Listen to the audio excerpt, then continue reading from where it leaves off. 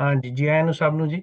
ਅਸੀਂ ਪਿਛਲੇ 6 ਬੰਦ ਪੜਾਂਗੇ ਹਾਫਿਜ਼ ਬਰਖੁਰਦਾਰ ਦੀ ਮਿਰਜ਼ਾ ਸਾਹਿਬਾ ਦੇ 121 ਤੋਂ ਜੀ। ਤੇ ਮੈਂ ਸ਼ੁਰੂ ਕਰ ਦਿੰਦਾ ਵਾ, ਫਿਰ ਅਸੀਂ ਵਾਰੀ ਵਾਰੀ ਅਸੀਂ 5 ਬੰਦ ਪੂਰੇ ਕਰ ਲਾਂਗੇ। 121 ਕਲਾਮ ਮਿਰਜ਼ਾ। ਦਸ ਖਾਂ ਚਾਚੂ ਵਨੂਟੀਆਂ ਵਿੱਚ ਤੇਰੇ ਕੰਗੂ ਬੇਰ, ਬੋਚਨ ਦਾ ਲੜ ਅੜ ਗਿਆ ਕਿਸਮਤ ਦੇ ਵਿੱਚ ਫੇਰ, ਅੜਿਆਈ ਤੇ ਰਹਿਣ ਦੇ ਬੋਚਨ ਅਗਾਂ ਵੀ ਢੇਰ, ਚਲੀਏ ਦਾਨਾਬਾਦ ਨੂੰ ਅਗਲਾ ਪੰਧ ਨਬੇੜ। ਹਾਂਜੀ, ਅੱਗੇ ਮੈਂ ਪੜ੍ਹ ਦਿੰਦਾ ਕਲਾਮ ਸਾਹਿਬਾਂ।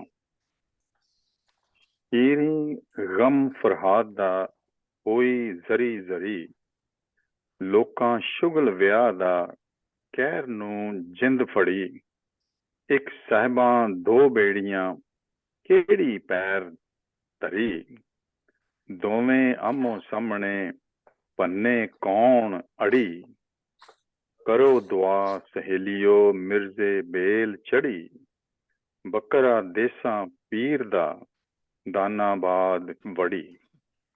ਅਗਲਾ ਮੈਂ ਪੜ੍ਹ ਦਿੰਦੀ ਹਾਂ ਜੀ। ਰਾਤ ਚੰਨੇ ਦੀ ਚਾਨਣੀ ਚੋਰਾਂ ਵੱਟਦੀ ਚੁੱਪ, ਤੇਰੇ ਮੇਰੇ ਇਸ਼ਕ ਦੀ ਕੋਈ ਨਾ ਰਹਿ ਗਈ ਲੁਕ, ਇਸ਼ਕ ਸਕਾਲੇ ਆਦਮੀ ਬਰਫ਼ ਸਕਾਲੇ ਰੁੱਖ, ਛਾਵੇਂ ਬਈਏ ਉਸਦੀ ਹੱਥੀਂ ਲਾਈਏ ਰੱਖ। ਰੁੱਖ ਰੁੱਖ, ਅੱਛਾ ਇਹ ਵੀ ਰੁੱਖ ਹੈ, ਠੀਕ ਹੈ। ਮੈਂ ਪੜਦਾ। ਹਾਂ ਜੀ। ਸਨਾ ਵੇ ਤੇਰਾ ਚਾਨਣਾ ਤਾਰਿਆ ਵੇ ਤੇਰੀ ਲੋ, ਰੱਜ ਨ ਗੱਲਾਂ ਕੀਤੀਆਂ ਵਿਹੜੇ ਵਿੱਚ ਖਲੋ, ਸਜਣਾ ਕੰਡਾਂ ਦਿੱਤੀਆਂ ਨੈਣਾ ਦਿੱਤਾ ਰੋ, ਵਾਸਤਾ ਖਾਤੀਆਂ ਰੱਬ ਦਾ ਨੀਲੀ ਨੇੜੇ ਢੋ। ਢੋ ਢੋ ਢੋ ਜੀ ਡਾਕਟਰ ਲੀਜ਼ਾ ਜੀ ਪੜ੍ਹਨਾ ਤੁਸੀਂ 105 ਜੀ? ਨਹੀਂ ਸਰ, ਪੜਾਂਗੇ ਨਹੀਂ। ਅੱਛਾ ਚਲੋ ਮੈਂ ਪੜ੍ਹ ਦੇਣਾ। ਉਹ ਜੇ ਦਿਸਦੀਆਂ ਟਾਲੀਆਂ ਪਾਨ ਖੀਵੇ ਦੇ ਰੁੱਖ, ਇਸ਼ਕ ਪੰਘੂੜਾ ਅੱਡਿਆ ਝੂਟੇ ਦੇਂਦੇ ਦੁੱਖ, ਸਰ ਕਲਵਤਰ ਜ਼ਿਕਰੀਏ ਕੇਹੀ ਵਟੀ ਸੁ ਚੁੱਪ, ਸੁਲੇਮਾਨ ਨੂੰ ਸਟਿਓ ਤਖਤ ਤੋਂ, ਸੁਲੇਮਾਨ ਨੂੰ ਸਟਿਓ ਤਖਤ ਤੋਂ ਜਾਪਿਆ ਮੁੱਖ। ਤੇ ਅੱਜ ਅਸੀਂ 126 ਸ਼ੁਰੂ ਕਰਾਂਗੇ। ਹਾਂ ਜੀ। ਤੇ ਮੈਂ ਸ਼ੁਰੂ ਕਰ ਦੇਣਾ, ਮੇਰੇ ਕੋਲ ਮਾਈਕ ਹੈਗਾ। ਵੇਖ ਉਹ ਦਿਸਦੀਆਂ ਟਾਲੀਆਂ, ਮੈਂ ਖਿਆਲ ਉਹ ਹੀ ਚੱਲਦਾ ਪਿਆ ਆਮ ਸਾਹਿਬਾਂ। ਵੇਖ ਉਹ ਦਿਸਦੀਆਂ ਟਾਲੀਆਂ ਵੱਧ ਹੋਈਆਂ ਝੰਗ, ਹੇਠ ਉਹਨਾਂ ਦੇ ਤਾਜ਼ਨੀ ਭੋਰ ਜੇਨਾ ਦੇ ਰੰਗ, ਗੱਤਨ ਨਹੀਂ ਦੇਂਦੀਆਂ ਕਾਠੀਆਂ ਲੈਣ ਨਾ ਦੇਂਦੀਆਂ ਤੰਗ, ਖੇਡੇ ਵਿੱਚ ਸਹੇਲੀਆਂ ਧੀ ਰਾਜੇ ਦੀ, ਨਜ਼ਰ ਕਰੇ ਵਿੱਚ ਭੋਚਣਾ ਹੱਥ ਸੋਨੇ ਦੀ ਵੰਗ। ਜੀ ਮੈਂ ਪੜ੍ਹ ਦਿੰਦੀ ਹਾਂ ਜੀ। ਹਾਂਜੀ। ਉਹ ਅੱਛਾ ਅਗਲਾ ਨਹੀਂ ਪੜ੍ਹਨਾ ਹਾਲੇ, ਸੌਰੀ। ਹਾਂ ਤੁਸੀਂ ਹੋਰ ਕਿਸ ਪੜ੍ਹਨਾ ਚਾਹੁੰਦੇ ਸਾਰੇ ਕਿ ਇੱਕੋ ਹੀ ਕਾਫੀ ਹੈ? ਨਹੀਂ ਇੱਕੋ ਹੀ ਕਾਫੀ ਹੈ ਜੀ। ਦੇਖੋ ਦਿਸਦੀਆਂ ਟਾਲੀਆਂ, ਟਾਲੀਆਂ ਬਾਰ ਆ ਰਿਹਾ। ਮੇਰਾ ਖਿਆਲ ਹੈ ਟਾਲੀ ਜਿਹੜਾ ਕੋ ਬੜਾ ਉਹ ਜਿਹੜਾ ਇੱਕ ਜਿਸ ਤਰ੍ਹਾਂ ਬਹੁਤ ਹੀ ਡੋਮੈਸਟੀਕੇਟਿਡ ਹੈ ਔਰ ਬਹੁਤ ਜ਼ਿਆਦਾ ਉਹਦੇ ਨਾਲ ਇੱਕ ਅਟੈਚਮੈਂਟ ਹੈ ਸਾਡੀ ਪੰਜਾਬੀਆਂ ਦੀ ਟਾਲੀ ਦੇ ਨਾਲ, ਕਿੱਕਰ ਦੇ ਨਾਲ। ਟਾਲੀ ਖਾਸ ਲੈ ਕੇ ਆਇਆ ਸ਼ਾਇਦ। ਵੱਧ ਹੋਈਆਂ ਜੰਗ, ਜੰਗ ਮਾਨੇ ਜੰਗਲ ਉਹ ਬਣ ਗਈਆਂ ਨੇ, ਔਰ ਜਿਹੜਾ ਜੰਗ ਹੈ ਉਹਦੇ ਵਿੱਚ ਝੰਗ ਵੀ ਹੈ। ਜਿਹੜਾ ਸ਼ਹਿਰ ਹੈਗਾ ਉਹ ਸ਼ਹਿਰ ਵੀ ਉਹਦੇ ਵਿੱਚ ਮੇਰਾ ਖਿਆਲ ਹੈ ਲੁਕਿਆ ਹੈ। ਤੇ ਜਿਹੜਾ ਹੈ ਹੇਠ ਉਹਨਾਂ ਦੇ ਤਾਜ਼ਨੀ ਭੌਰ ਜਿਨ੍ਹਾਂ ਦੇ ਰੰਗ, ਤਾਜ਼ਨੀ ਮਾਨੇ ਇੱਕ ਅਰਬੀ ਘੋੜਾ ਹੈ, ਅਰਬੀ ਨਸਲ ਦਾ ਘੋੜਾ ਹੈ। ਭੌਰ ਜਿਨ੍ਹਾਂ ਦੇ ਰੰਗ ਥੋੜੇ ਜਿਹੇ ਕਾਲੇ ਰੰਗ ਦੀ ਜਿਹੜੇ ਹੈ ਉਹ ਭੈ ਮਾਰਦੇ ਨੇ, ਉਹ ਜਿਹੜੇ ਹੈ ਨੇ ਘੋੜੇ ਜਿਹੜੇ ਨੇ ਅਰਬੀ ਘੋੜੇ ਨੇ, ਤਾਜ਼ੀ ਵੀ ਕਹਿੰਦੇ ਨੇ ਉਹਨਾਂ ਨੂੰ। ਗੱਤਣ ਨਹੀਂ ਦੇਂਦੀਆਂ ਕਾਠੀਆਂ ਲੈਣ ਨਾ ਦੇਂਦੀਆਂ ਤੰਗ, ਇੰਨੀਆਂ ਉਹ ਜਿਹੜੇ ਨੇ ਅਰਬੀ ਘੋੜੇ ਇੰਨੇ ਫਾਸਟ ਨੇ, ਇੰਨੇ ਤੇਜ਼ ਨੇ ਕਿ ਉਹ ਕਾਠੀ ਜਿਹੜੀ ਹੈ ਉਹਨੂੰ ਵੀ ਸਹੀ ਤਰ੍ਹਾਂ ਨਹੀਂ ਕਰਨ ਦਿੰਦੇ। ਔਰ ਤੰਗ ਉਹ ਜਿਹੜੀ ਪੇਟੀ ਹੁੰਦੀ ਹੈ ਜਿਹੜੀ ਘੋੜੇ ਦੇ ਥੱਲਿਓਂ ਦੇ ਕੇ ਤੇ ਕਾਠੀ ਨੂੰ ਸੈੱਟ ਕਰੀਦਾ ਹੈ, ਤੇ ਉਹ ਕਾਠੀ ਨੂੰ ਉਹ ਤੰਗ ਵੀ ਨਹੀਂ ਦੇਣ ਦੇ ਰਹੀਆਂ, ਉਹਨੂੰ ਪੂਰੀ ਤਰ੍ਹਾਂ ਨਹੀਂ ਕਰਨ ਦੇ ਰਹੀਆਂ। ਖੇਡੇ ਵਿੱਚ ਸਹੇਲੀਆਂ, ਧੀ ਰਾਜੇ ਦੀ, ਨਜ਼ਰ ਕਰੇ ਵਿੱਚ ਬੋਛਣਾ, ਹੱਥ ਸੋਹਣੇ ਦੀ ਵੰਗ। ਧੀ ਜਿਹੜੀ ਹੈ ਉਹ ਰਾਜੇ ਦੀ ਹੈ, ਧੀ ਵੀ ਰਾਜੇ ਦੀ ਹੈ, ਤੇ ਸ਼ਾਇਦ ਮੰਗ ਵੀ ਰਾਜੇ ਦੀ ਹੈ। ਬੋਛਣਾ ਵਿੱਚੋਂ ਦੇਖ ਰਹੀ ਹੈ, ਹੱਥ ਉਹਦੇ ਸੋਨੇ ਦੀ ਜਿਹੜੀ ਵੰਗ ਹੈ, ਔਰ ਉਹ ਬੋਛਣ ਵਿੱਚੋਂ ਦੇਖ ਰਹੀ ਹੈ।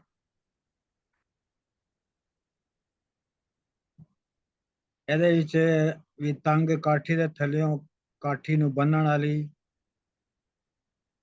ਆਸਾਨ ਹੀ ਹੈ, ਮੇਰੇ ਹਾਲ ਕੋਈ ਖਾਸ ਹੋਰ ਲਫ਼ਜ਼ ਤੇ ਨਹੀਂ ਹੈ।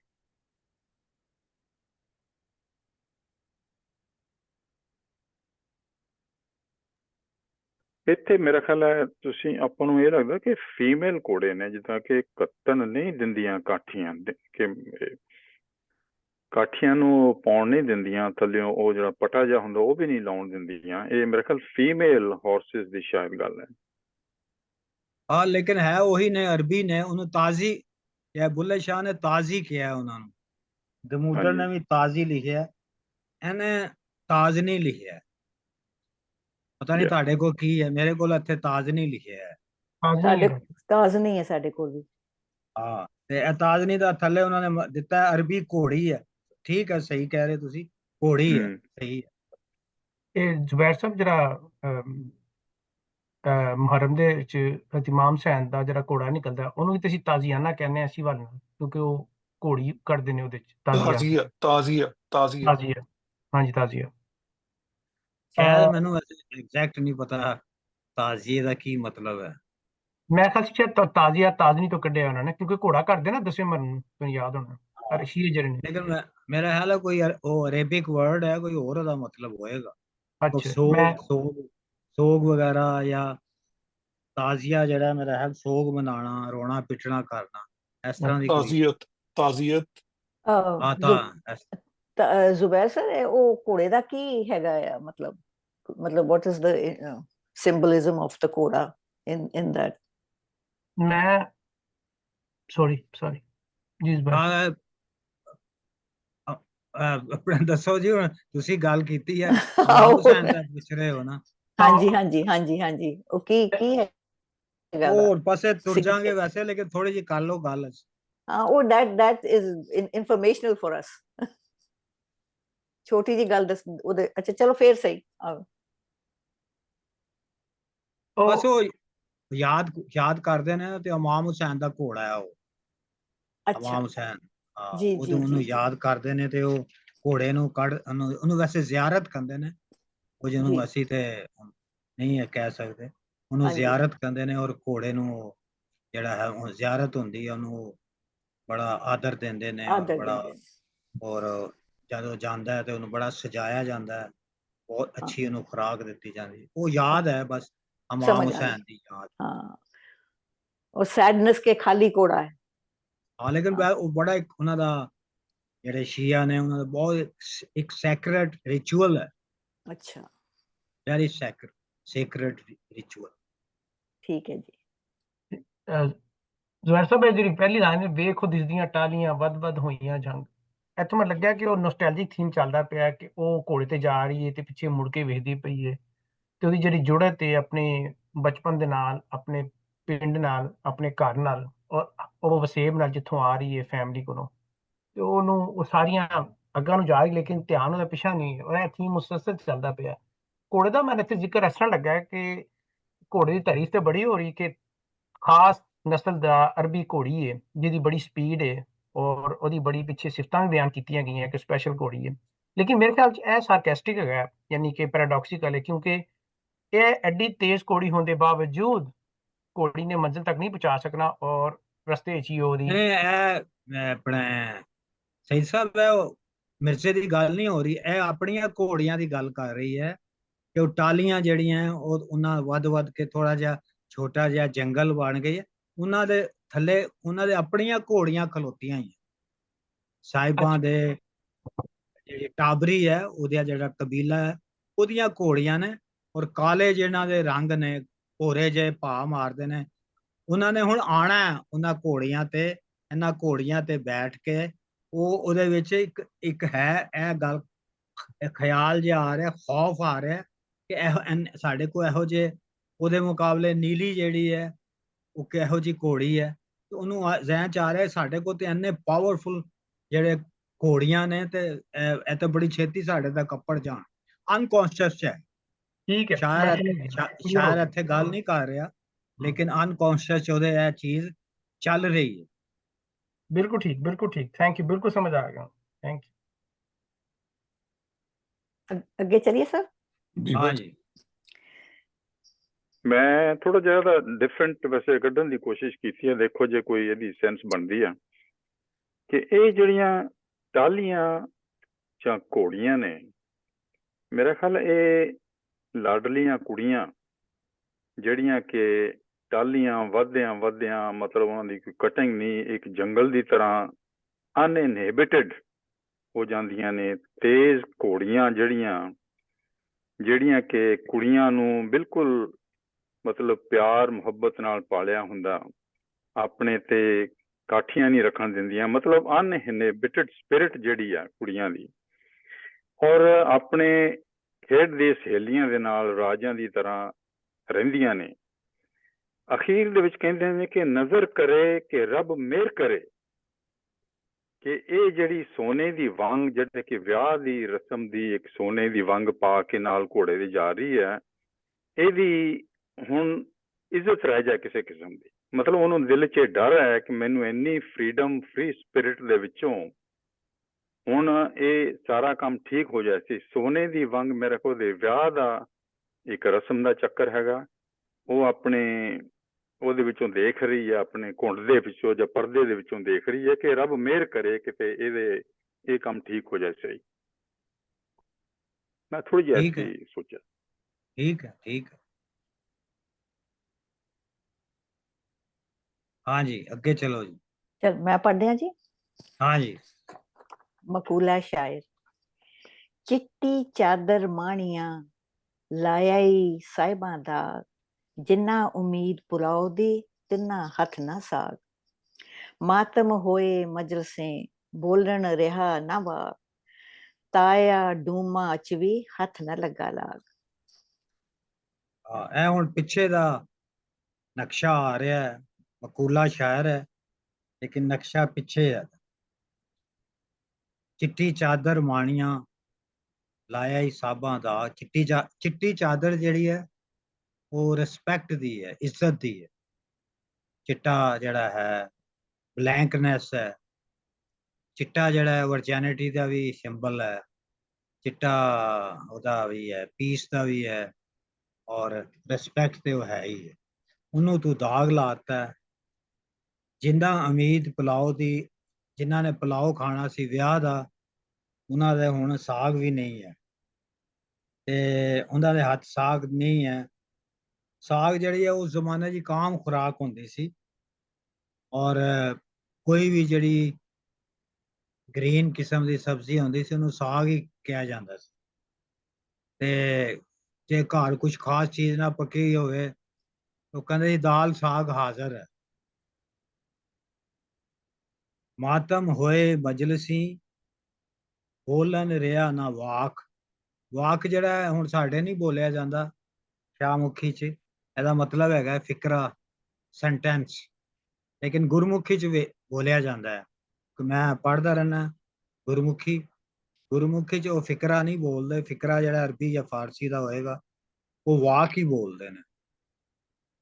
ਤੇ ਡਾਕਟਰ ਲੀਜ਼ੀਆ ਹੈਗੇ ਨੇ ਇੱਥੇ?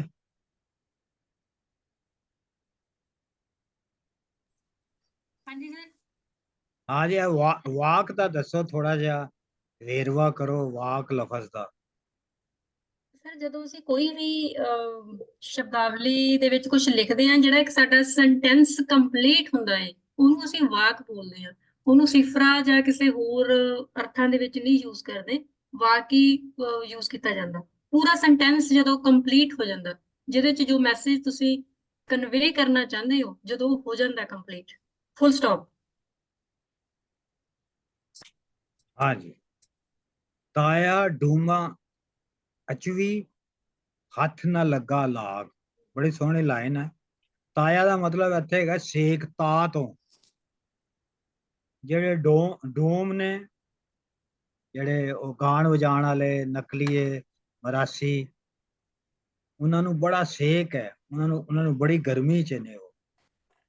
ਇਚਵੀ ਵੀ ਹੈ ਬੇਚੈਨੀ ਜਿਹੜੀ ਹੈ। ਬੱਚਿਆਂ ਨੂੰ ਅਸੀਂ ਕਹਿੰਦੇ ਆ ਤੂੰ ਬੜਾ ਇਚਵੀ, ਤੈਨੂੰ ਹੋਈ, ਆਰਾਮ ਨਾਲ ਹੀ ਬੈਠ ਸਕਦਾ।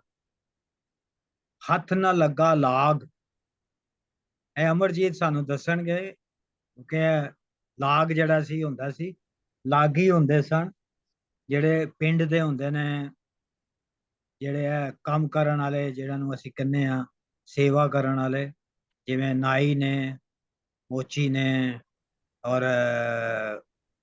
ਮਾਲਸ਼ੀ ਹੈ, ਔਰ ਜਿਹੜਾ ਪਾਣੀ ਭਰਦਾ ਹੈ, ਉਹ ਸਾਰੇ ਉਹਨਾਂ ਨੂੰ ਹੁੰਦਾ, ਡਿਸਾਈਡਡ ਹੁੰਦਾ ਹੈ ਕਿ ਜਦ ਵੀ ਕੋਈ ਵਿਆਹ ਹੋਏਗਾ ਜਾਂ ਕੋਈ ਵੀ ਜਿਹੜਾ ਹੈ ਸ਼ਗਨ ਹੋਏਗਾ, ਕੋਈ ਖੁਸ਼ੀ ਦਾ ਮੌਕਾ ਆਏਗਾ, ਤੇ ਜਿਹੜੇ ਚੌਧਰੀ ਨੇ ਉਹ ਫਿਰ ਉਹਨਾਂ ਨੂੰ ਲਾਗ ਦਿੰਦੇ ਨੇ।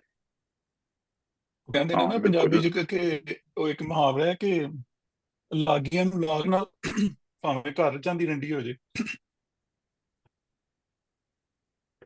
ਲਾਗੀ ਜਿਹੜੇ ਨੇ, ਮੇਰਾ ਖਿਆਲ ਹੈ ਕਾਮੇ ਨਾਲ ਐਗਰੀਕਲਚਰ ਦੇ ਵਿੱਚ, ਬਾਹੀ ਬੀਜੀ ਦੇ ਵਿੱਚ ਜਿਹੜੇ ਸਪੋਰਟ ਕਰਦੇ ਨੇ ਲੋਕ, ਹਰ ਤਰ੍ਹਾਂ ਦੇ ਪਿੰਡ ਦੇ ਕੰਮ ਔਰ ਖੇਤੀਬਾੜੀ ਦੇ ਕੰਮਾਂ ਦੇ ਵਿੱਚ ਉਹ ਲਾਗ ਲੈਂਦੇ ਨੇ ਜਦੋਂ ਫਸਲ ਪੂਰੀ ਹੁੰਦੀ ਆ, ਤੇ ਜਾਂ ਫਿਰ ਜਦੋਂ ਖਾਸ ਕੋਈ ਦਿਨ ਹੁੰਦੇ ਨੇ, ਜੰਮਣ ਮਰਨ ਦੇ, ਵਿਆਹਾਂ ਸ਼ਾਦੀਆਂ ਦੇ ਵਿੱਚ, ਉਹਨਾਂ ਨੂੰ ਫਿਰ ਲਾਗ ਇਜ਼ ਅ ਸੌਰਟ ਆਫ, ਉਹਨਾਂ ਨੂੰ ਇੱਕ ਮੇਰਾ ਖਿਆਲ ਫੀਸ ਦਿੱਤੀ ਜਾਂਦੀ ਹੈ, ਜਿੱਦਾਂ ਕਿ ਕੁਝ ਥੋੜਾ ਜਿਹਾ ਪੈਸੇ ਤਾਂ ਨਹੀਂ, ਕਣਕ ਵਗੈਰਾ ਜਾਂ ਏਦਾਂ ਦੀ ਚੀਜ਼ਾਂ ਦਿੰਦੇ ਨੇ। ਕਣਕ ਦਿੱਤੀ ਜਾਂਦੀ ਹੈ ਜਾਂ ਥੋੜਾ ਜਿਹਾ ਮੈਂ ਐਡ ਕਰ ਲਾਂ, ਲਾਗ ਜਿਹੜੇ ਨੇ ਨਾ, ਉਹ ਜਿਹੜੀ ਕਣਕ ਵਗੈਰਾ ਦਿੱਤੀ ਜਾਂਦੀ ਹੈ ਉਹ ਲਾਗਾਂ 'ਚ ਨਹੀਂ ਆਉਂਦੀ, ਜਿਹੜਾ ਮਤਲਬ ਮਜ਼ਦੂਰੀ ਦੇ ਜ਼ਮਰੇ 'ਚ ਦਿੱਤੀ ਜਾਂਦੀ ਹੈ। ਲਾਗ ਹੁੰਦੇ ਨੇ ਜਦੋਂ ਵਿਆਹ ਸ਼ਾਹ ਹੋ ਰਿਹਾ ਹੋਏ ਨਾ, ਤੇ ਉਹ ਜਿਹੜੇ ਪਿੰਡ ਦੇ ਕਮੀ ਹੁੰਦੇ ਨਾ, ਮੋਚੀ, ਨਾਈ, ਉਹ ਸਾਰੇ ਕੋਈ ਨਾ ਕੋਈ ਫੰਕਸ਼ਨ ਅਦਾ ਕਰਦੇ ਹੁੰਦੇ ਸਨ। ਕੋਈ ਦੇਗਾ ਪਕਾਉਂਦਾ ਸੀ, ਉਹ ਨੈਣ ਜਿਹੜੀ ਸੀ ਉਹ ਕੁੜੀ ਨਾਲ ਵਿਆਹ ਤੇ ਜਾਂਦੀ ਸੀ। ਜਦੋਂ ਵਿਆਹ ਤੇ ਜਾਂਦੀ ਸੀ ਤੇ ਉੱਥੇ ਜਿਸ ਜਗ੍ਹਾ ਤੇ ਜਾਂਦੇ ਸੀ ਉੱਥੇ ਮੁੰਡੇ ਵਾਲੇ ਉਹਨੂੰ ਲਾਗ ਦਿੰਦੇ ਸਨ। ਤੇ ਉਹ ਲਾਗ ਇੱਕ ਤਾਲੁਕ ਬਣਿਆ ਹੁੰਦਾ ਸੀ, ਕਿ ਉਹ ਇੱਕ ਰਵਾਇਤ ਬਣੀ ਹੁੰਦੀ ਸੀ ਕਿ ਜਿੰਨੇ ਕੰਮ ਕਰਨ ਵਾਲੇ ਉਹ ਵਿਆਹ ਤੇ ਲੋਕ ਸ਼ਾਮਲ ਹੁੰਦੇ ਸਨ ਨਾ, ਉਹਨਾਂ ਦੇ ਲਾਗ ਹੁੰਦੇ ਸਨ ਤੇ ਉਹਨਾਂ ਨੂੰ ਦਿੱਤੇ ਜਾਂਦੇ ਸਨ। ਉਹ ਮੌਕੇ ਤੇ ਦਿੱਤੇ ਜਾਂਦੇ ਸਨ, ਯਾਨੀ ਇੱਕ ਉਹ ਹਰ ਮੌਕੇ ਦਾ ਇੱਕ ਹੁੰਦਾ ਸੀ। ਜਦੋਂ ਆਉਂਦੇ ਸਨ ਨਾ ਜੰਝ ਲੈ ਕੇ, ਤੇ ਉਹ ਫਿਰ ਲਾਗ ਕੱਢਦੇ ਸਨ ਉੱਥੇ।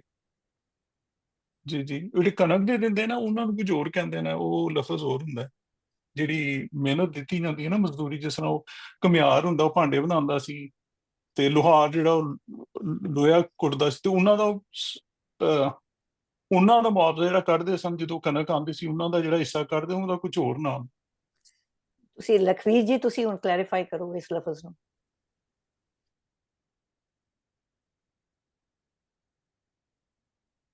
ਉਹਨਾਂ ਨੂੰ ਸੇਪ ਵੀ ਕਹਿੰਦੇ ਨੇ, ਸੇਪੀ ਜਿਹੜੇ ਹੁੰਦੇ ਨੇ, ਸੇਪੀ, ਹਾਂਜੀ ਜੀ ਹਾਂ, ਜੀ ਉਹਨਾਂ ਨੂੰ ਸੇਪ ਦਿੰਦੇ ਨੇ। ਉਹ ਜਿਹੜੇ ਸੇਪੀਆਂ ਨੂੰ, ਲਾਗੀਆਂ ਨੂੰ ਲਾਗ ਹੈ, ਤੇ ਸੇਪੀਆਂ ਨੂੰ ਸੇਪ ਹੈ।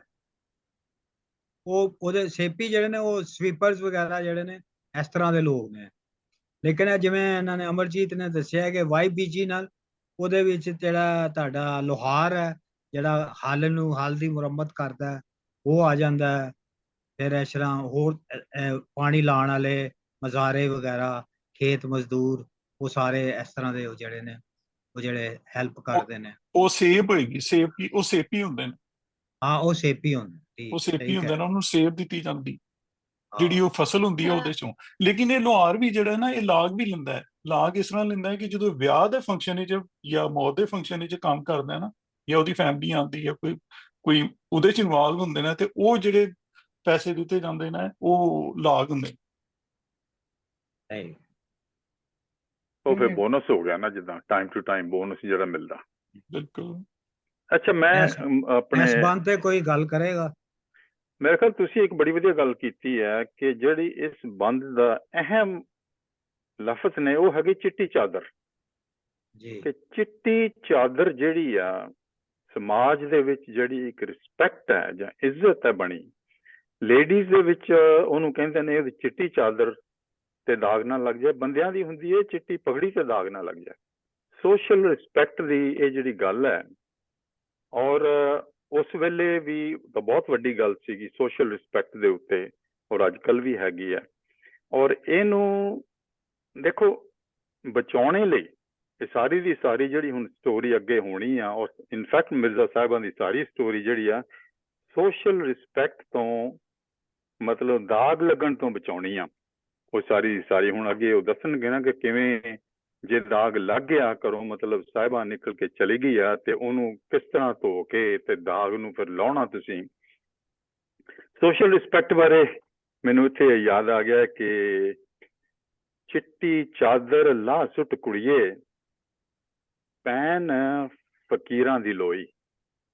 ਬੁੱਲੇ ਸ਼ਾਹ ਦਾ ਕਿ ਚਿੱਟੀ ਚਾਦਰ ਲਾਹ ਸੁੱਟ ਕੁੜੀਏ, ਮਤਲਬ ਸੋਸ਼ਲ ਰਿਸਪੈਕਟ ਦੀ ਜਿਹੜੀ ਤੂੰ ਚਿੱਟੀ ਚਾਦਰ ਲਾਈ ਬੈਠੀ ਆ, ਚਿੱਟੀ ਚਾਦਰ ਲਾਹ ਸੁੱਟ ਕੁੜੀਏ, ਪੈਨ ਫਕੀਰਾਂ ਦੀ ਲੋਈ, ਚਿੱਟੀ ਚਾਦਰ ਦਾਗ ਲਗੇ ਸੀ, ਲੋਈ ਨੂੰ ਦਾਗ ਨਾ ਕੋਈ।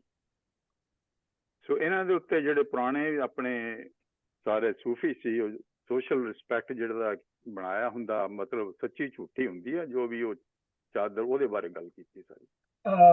ਇੱਕ ਜਸਟ ਕੋਈ ਕਮੈਂਟ ਚਿੱਟੀ ਚਾਦਰ ਤੇ ਐਡ ਕਰ ਰਿਹਾ ਮੈਂ, ਅਮਰਜੀਤ ਸਾਹਿਬ ਨੇ ਜੋ ਕਿਹਾ ਕਿ ਚਿੱਟੀ ਚਾਦਰ ਜਿਹੜੀ ਹੈ ਉਹ ਸੋਸ਼ਲ ਸਟੇਟਸ ਤੇ ਹੈ ਹੀ ਹੈ, ਲੇਕਿਨ ਉਹ ਇੱਕ ਵਲਨਰੇਬਿਲਿਟੀ ਦੀ ਵੀ ਨਿਸ਼ਾਨੀ ਹੈ ਕਿ ਚਿੱਟੀ ਚਾਦਰ ਦੇ ਉੱਤੇ ਜ਼ਰਾ ਜਿਹਾ ਸਟੇਨ ਲੱਗ ਜਾਏ ਕੋਈ ਤੇ ਉਹ ਬੜਾ ਨੁਮਾਇਆ ਜਾਂਦਾ ਹੈ। ਤੇ ਇਸ ਵਾਸਤੇ ਉਹ ਲੋਈ ਨੂੰ ਪ੍ਰੈਫਰ ਕੀਤਾ ਫਕੀਰਾਂ ਨੇ ਆਪਣੀਆਂ ਕਾਫੀਆਂ 'ਚ, ਕਿ ਲੋਈ ਜਿਹੜੀ ਹੈ ਉਹ ਲੁਕਾਈ ਦੀ ਜਿਹੜੀ ਡਾਇਵਰਸਿਟੀ ਹੈ ਉਹਨੂੰ ਸ਼ੋ ਕਰਦੀ ਹੈ, ਤੇ ਚਿੱਟੀ ਚਾਦਰ ਜਿਹੜੀ ਹੈ ਉਹ ਲੁਕਾਈ ਤੋਂ ਵੱਖ ਜਿਹੜਾ ਸਟੇਟਸ ਸਿੰਬਲ ਹੈ, ਜਿਹੜੀ ਜਿਹੜਾ ਉਹ ਵੈਲ ਟੂ ਡੂ ਗਰੁੱਪ ਹੈ, ਜਿਵੇਂ ਜਗੀਰਦਾਰ ਵਗੈਰਾ ਨੇ, ਉਹ ਕਲਾਸ ਹੈ, ਉਹਨੂੰ ਰਿਪਰੈਜ਼ੈਂਟ ਕਰਦਾ ਹੈ। ਔਰ ਇਹ ਸਟੇਟਸ ਸਿੰਬਲ ਨੂੰ ਵੀ ਜਿਵੇਂ ਦੱਸਿਆ ਇਹਨਾਂ ਨੇ ਕਿ ਉਹ ਵਲਨਰੇਬਲ ਹੈ, ਕਿ ਜ਼ਰਾ ਜਿਹਾ ਤੇ ਦਾਗ ਲੱਗ ਜਾਂਦਾ ਹੈ ਤੇ ਉਹ ਬਿਲਕੁਲ ਨੁਮਾਇਆ ਹੋ ਜਾਂਦਾ, ਜਦ ਕਿ ਲੋਈ ਤੇ ਜਿੰਨੇ ਮਰਜ਼ੀ ਦਾਗ ਲੱਗਣ ਨੁਮਾਇਆ ਨਹੀਂ ਹੁੰਦੇ, ਕਿਉਂਕਿ ਉਹ ਡਾਇਵਰਸਡ ਹੁੰਦੇ, ਪੈਚਸ ਹੁੰਦੇ ਨੇ ਡਿਫਰੈਂਟ ਕਲਰਸ ਤੇ ਫਕੀਰ ਦੀ ਨਿਸ਼ਾਨੀ ਦੱਸੀ ਗਈ ਹੈ, ਐਜ਼ ਵੀ ਆਲ ਨੋ। ਇੱਕ ਹੋਰ ਲਫ਼ਜ਼ ਵੀ ਮੈਂ ਕਹਿਣਾ ਚਾਹੁੰਦਾ, ਜਿਹੜੇ ਮੁਸਲਮਾਨ ਆ ਨਾ, ਅਸੀਂ ਸਾਡੇ ਜਦੋਂ ਬੰਦਾ ਮਰਦਾ ਉਹਨੂੰ ਚਿੱਟੀ ਕਫਨ ਵਿੱਚ ਦਫਨਾਉਂਦੇ ਨੇ, ਉਹ ਇੱਕ ਨੇਕੀ ਆ, ਅੱਛਾਈ ਦੀ। ਖੈਰ ਮੈਂ ਜੇ ਬੋਲਣਾ ਜ਼ੁਬੈਰ ਸਾਹਿਬ। ਹਾਂ ਜੀ ਕਰੋ। ਚਿੱਟੀ ਚਾਦਰ ਮਾਨਿਆ ਲਾਈ ਸਾਹਿਬਾਂ ਦਾਗ, ਇਹ ਹੁਣ ਉਹ ਜਿਹੜੀ ਸਾਹਿਬਾਂ ਜਿਹੜੀ ਚਲੀ ਗਈ ਹੈ ਨਾ, ਉਹਦੇ ਨਾਲ ਉਹਦੇ ਤੇ ਸਾਰੀ ਗੱਲ ਉਹ ਕਰ ਰਹੇ ਨੇ। ਚਿੱਟੀ ਚਾਦਰ ਮਾਨਿਆ ਲਾਈ ਸਾਹਿਬਾਂ ਦਾ ਆਇਆ ਦਾਗ, ਕਿ ਉਹਨਾਂ ਦੀ ਜਿਹੜੀ ਇੱਜ਼ਤ ਸੀ ਨਾ ਉਹ ਉਹਨੇ ਮਿੱਟੀ 'ਚ ਰੋਲ ਦਿੱਤੀ ਹੈ। ਸਾਹਿਬਾਂ ਨੇ ਨਾ ਉਹਨੂੰ ਦਾਗ ਲਾ ਦਿੱਤਾ।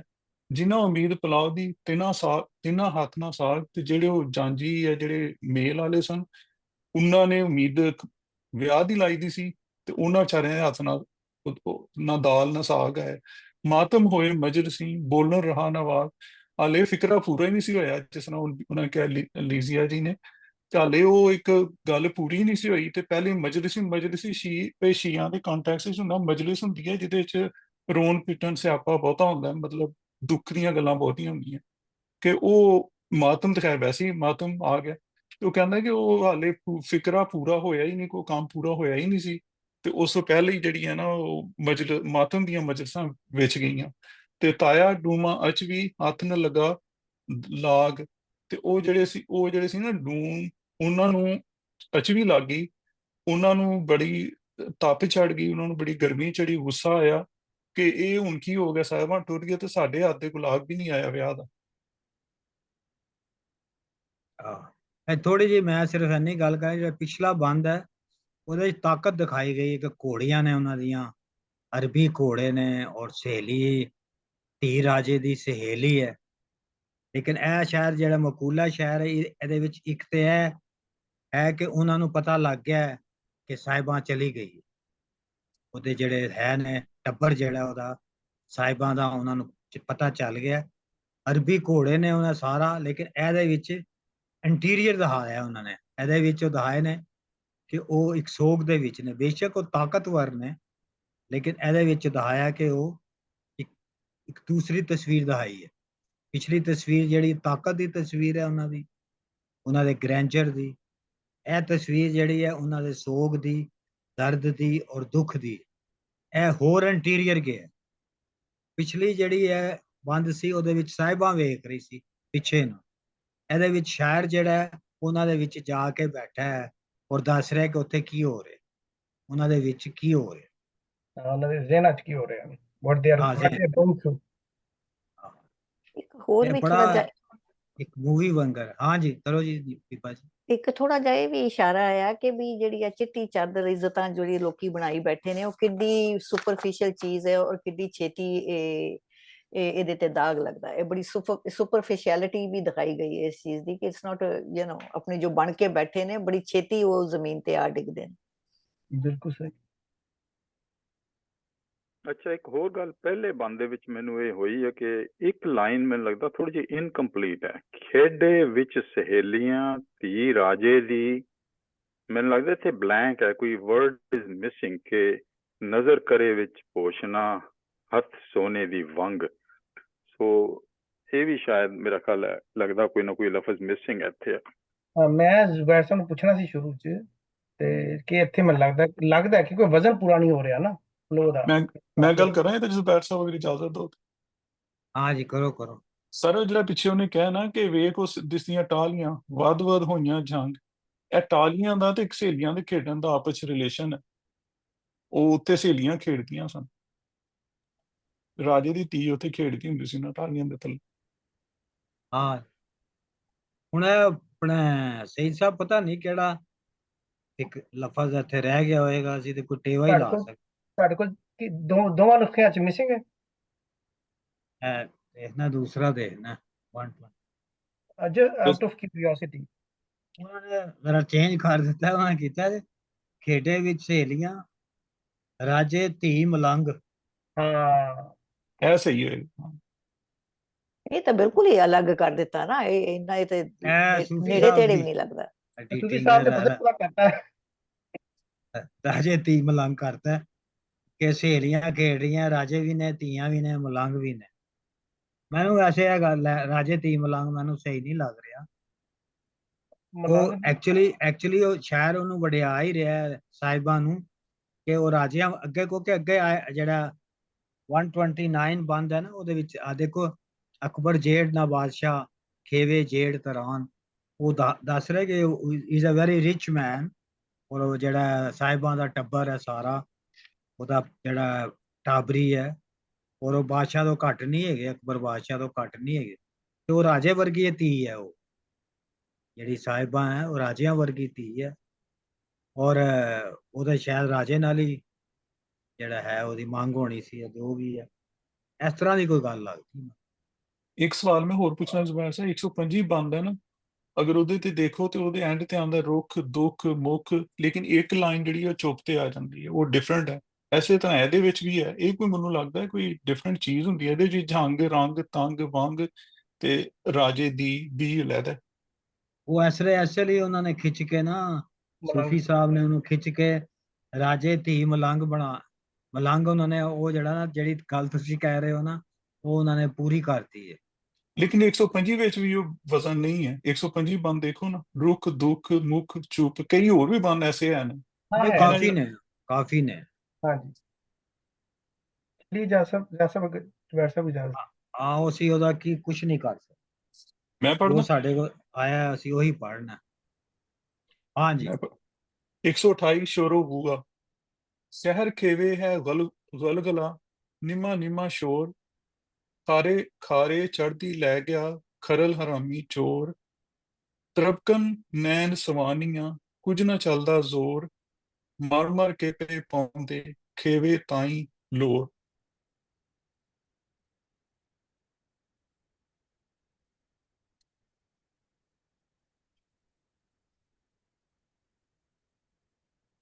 ਸ਼ਹਿਰ ਖੀਵੇ ਹੈ ਗਲਗਲਾ ਜਿਹੜਾ ਇਹਨਾਂ ਨੇ ਥੱਲੇ ਰੋਲਾ ਲਿਖਿਆ ਹੈ, ਲੇਕਿਨ ਜਿਹੜਾ ਸੂਫੀ ਸਾਹਿਬ ਨੇ ਇਹਦਾ ਮਤਲਬ ਜ਼ਿਆਦਾ ਸਹੀ ਲਿਖਿਆ ਹੈ।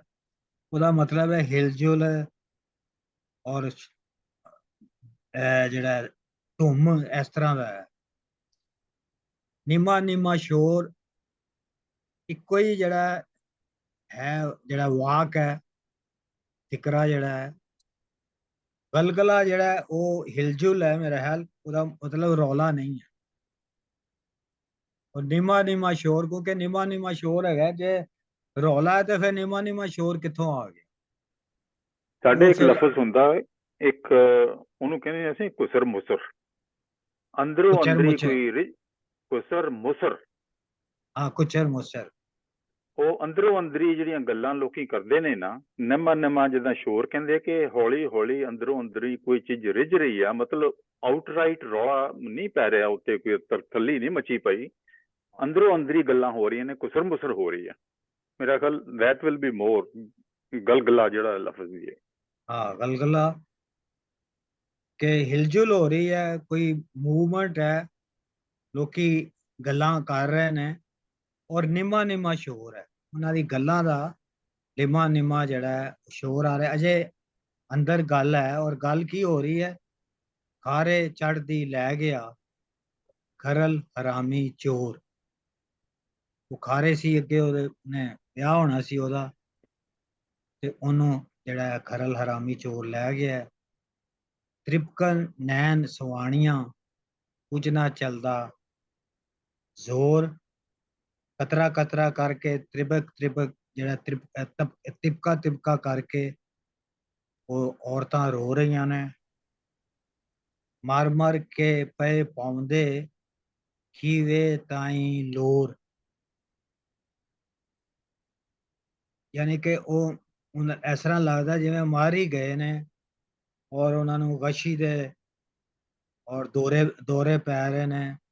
ਖੀਵੇ ਤਾਈ ਜਿਹੜਾ ਹੈ ਉਹਦਾ ਜਿਹੜਾ ਸਾਰਾ ਪੂਰੇ ਸ਼ਹਿਰ ਵਿੱਚ ਉਹ ਉਹਨਾਂ ਦਾ ਜਿਹੜਾ ਅਸਰ ਜਿਹੜਾ ਉਹ ਜਾ ਰਿਹਾ ਹੈ। ਗਸ਼ੀ ਦੇ ਦੌਰੇ ਪੈ ਰਹੇ ਨੇ, ਇਸ ਤਰ੍ਹਾਂ ਵੀ। ਔਰ ਮੇਰਾ ਖਿਆਲ ਹੈ ਖੀਵਾ ਐਡਾ ਵੱਡਾ, ਮਤਲਬ ਉੱਥੇ ਦਾ ਚੌਧਰੀ ਆ, ਤੇ ਜਿਹੜੇ ਆਮ ਲੋਕਾਂ ਦੇ ਵਿੱਚ ਤਾਂ ਆਊਟਰਾਈਟਲੀ ਤਾਂ ਗੱਲਾਂ ਨਹੀਂ ਨਾ ਹੋਣੀਆਂ, ਵਿੱਚੋਂ ਵਿੱਚ ਹੀ ਮਤਲਬ ਗੱਲਾਂ ਕਰ ਰਹੇ ਨੇ ਸਾਰੇ। ਨਾਲੇ ਜਿਹੜਾ ਇਹ ਰਾਠਾਚਾਰੀ ਦਾ ਜਿਹੜਾ ਹੁੰਦਾ ਹੈ, ਵਸੋਂ ਹੁੰਦੀ ਹੈ, ਸਮਾਜ ਹੁੰਦਾ ਹੈ, ਉਹ ਵੱਡਾ ਜਿਹੜਾ ਚੌਧਰੀ ਹੁੰਦਾ, ਉਹਦੇ ਮੂੰਹ ਤੇ ਕੋਈ ਕੁਛ ਐ ਨਹੀਂ ਕਹਿ ਸਕਦਾ ਕਿ ਤੇਰੀ ਧੀ ਨਿਕਲ ਗਈ ਹੈ। ਇਟ ਇਜ਼ ਨਾਟ ਪੋਸੀਬਲ ਕਿ ਕੋਈ ਉਹਨੂੰ ਕਹੇ ਯਾਰ ਤੇ ਇਹ ਕੀ ਹੋ ਗਿਆ, ਇਹ ਉਹਦੀ ਬੇਇੱਜ਼ਤੀ ਹੈ।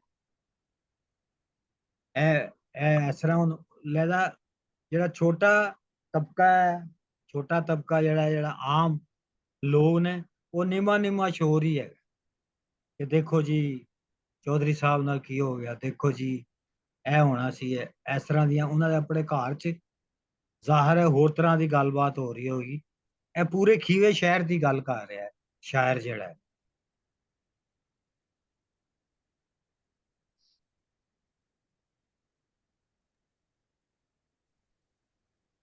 ਹਾਂਜੀ, ਅੱਗੇ ਚਲੀਏ ਕਿ ਹੋਰ ਕੋਈ ਗੱਲ ਕਰਨੀ? ਚਲੋ ਅਗਲਾ ਮੈਂ ਪੜ੍ਹ ਦਿੰਦਾ ਜੀ। ਹਾਂਜੀ। ਮਕੂਲਾ ਸ਼ਾਇਰ। ਅਕਬਰ ਜੇੜ ਨਾ ਬਾਦਸ਼ਾਹ, ਖੀਵੇ ਜੇੜ ਤਰਾਣ। ਕਾਲਾ ਕੀਤਾ ਜਗ ਵਿੱਚ, ਸਾਹਿਬਾਂ ਕੁੜੀ ਅਜਾਨ। ਕੂਕਾਂ ਪਾਉਂਦੇ ਨਿਕਲੇ ਖਾਨ ਅਤੇ ਸੁਲਤਾਨ। ਸ਼ਰਮ ਨਾ ਰਹਿੰਦੀ ਮਾਨਿਆ, ਜਾਂਦਾ ਨਾ ਪੁਰਤਾਨ।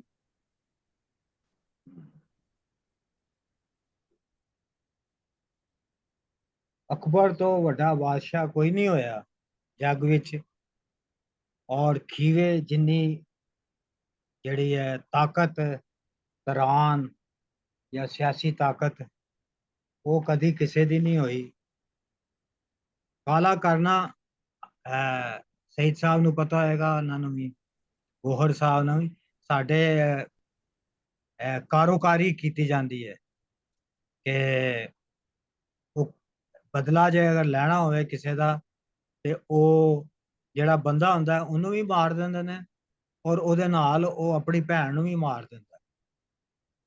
ਤੇ ਅਸਲ 'ਚ ਉਹਨੇ ਬੰਦੇ ਨੂੰ ਮਾਰਨਾ ਹੁੰਦਾ, ਭੈਣ ਐਵੇਂ ਹੀ ਮਾਰੀ ਜਾਂਦੀ ਉਹਨੂੰ। ਕਾਰੋਕਾਰੀ, ਆਨਰ ਕਿਲਿੰਗ ਜਿਹਨੂੰ ਕਹਿੰਦੇ ਆ। ਹਾਂ, ਆਨਰ ਕਿਲਿੰਗ ਵੀ ਕਹਿੰਦੇ ਜਾਂ ਕਿਹਨੂੰ ਕਹਿੰਦੇ ਨੇ। ਲੇਕਿਨ ਕਾਰੀ ਕਰਨਾ ਜਿਹੜਾ ਹੈਗਾ ਹੈ, ਕਾਲਾ ਕੀਤਾ ਹੀ, ਮੂੰਹ ਕਾਲਾ ਕੀਤਾ ਹੀ, ਬਦਨਾਮ ਕੀਤਾ ਹੀ ਸਾਨੂੰ, ਜ਼ਲੀਲ ਕੀਤਾ ਹੀ। ਔਰ ਕੁੜੀ ਜਿਹੜੀ ਸੀ, ਆਪਣੀ ਕੁੜੀ ਨੂੰ ਦੋਸ਼ ਨਹੀਂ ਦੇ ਰਹੇ, ਉਹ ਕਹਿ ਰਹੇ ਨੇ ਉਹ ਅਣਜਾਣ ਸੀ, ਅਣਜਾਣ ਸੀ, ਉਹਨੂੰ ਪਤਾ ਨਹੀਂ ਸੀ। ਕੂਕਾ ਪਾਉਂਦੇ ਨਿਕਲੇ ਖਾਨ ਅਤੇ ਸੁਲਤਾਨ, ਇਹ ਉਹਦੇ ਭਰਾ ਨੇ ਦੋਵੇਂ ਸਾਹਿਬਾਂ ਦੇ। ਉਹ ਜਿਹੜਾ ਹੈ ਬੜਾ ਕੂਕਾਂ ਮਾਰਦੇ ਜਿਹੜੇ ਨੇ, ਉੱਚੀ ਉੱਚੀ ਆਵਾਜ਼ਾਂ ਦਿੰਦੇ ਨਿਕਲੇ ਨੇ। ਸ਼ਰਮ ਨਾ ਰਹਿੰਦੀ ਮਾਣੀਆਂ, ਜਾਂਦਾ ਨਾ ਪਰਤਾਨ। ਪਰਤਾਨ ਮੇਰਾ ਹੈਗਾ ਕਿ ਜਿਹੜਾ ਕੱਢ ਕੇ ਲੈ ਜਾਵੇ, ਉਸ ਨੂੰ ਵਾਪਸ ਲੈ ਕੇ ਆਣਾ, ਪਰਤਾਣਾ। ਪਰਤਾਨ ਜਿਹੜਾ ਪਰਤਾਨ ਨੂੰ ਜਾ ਕੇ ਵਾਪਸ ਨਹੀਂ ਲਿਆਂਦਾ, ਉਹਦੇ ਲਈ ਹਮੇਸ਼ ਇੱਕ ਮਹਿਣਾ ਬਣ ਜਾਂਦਾ ਹੈ। ਪਰਤਾਨ ਜਿਹੜਾ ਉਹਦਾ ਇੱਕ ਮਤਲਬ ਮੌਤ ਵੀ ਲਿਆ ਜਾਂਦਾ ਹੈ, ਪਰਤਾ ਦਿਓ, ਮਾਰ ਦਿਓ, ਉਲਟਾ ਦਿਓ, ਇਹ ਇਸ ਤਰ੍ਹਾਂ ਦਾ ਹੈ। ਤੇ ਲਿਟਰਲੀ ਤੇ ਇਹੀ ਹੈ ਨਾ ਕਿ ਪਰਤਾ ਦਿਓ, ਜਿੱਦਾਂ ਤੁਸੀਂ ਕਹਿ ਦਿਓ, ਦੈਟਸ ਲਿਟਰਲ ਮੀਨਿੰਗ, ਵਾਪਸ ਕਰਨਾ। ਉਹ ਉਨੀ ਦੇਰ ਤੱਕ ਉਹਨਾਂ ਦੀ ਸ਼ਰਮ ਵਾਪਸ ਨਹੀਂ ਆਣੀ। ਜਾਂਦਾ ਜਿਹੜਾ ਚਲੀ ਗਈ ਹੈ ਸਾਹਿਬਾ, ਉਹਨੂੰ ਜਦ ਤੱਕ ਉਹ ਵਾਪਸ ਲੈ ਕੇ ਨਹੀਂ ਆਉਂਦੇ, ਉਹਨਾਂ ਦੀ ਜਿਹੜੀ ਆਨਰ ਹੈ, ਉਹਨਾਂ ਦੀ ਜਿਹੜੀ ਇੱਜ਼ਤ ਹੈ, ਉਹ ਰੀਸਟੋਰ ਨਹੀਂ ਹੋ ਸਕਦੀ।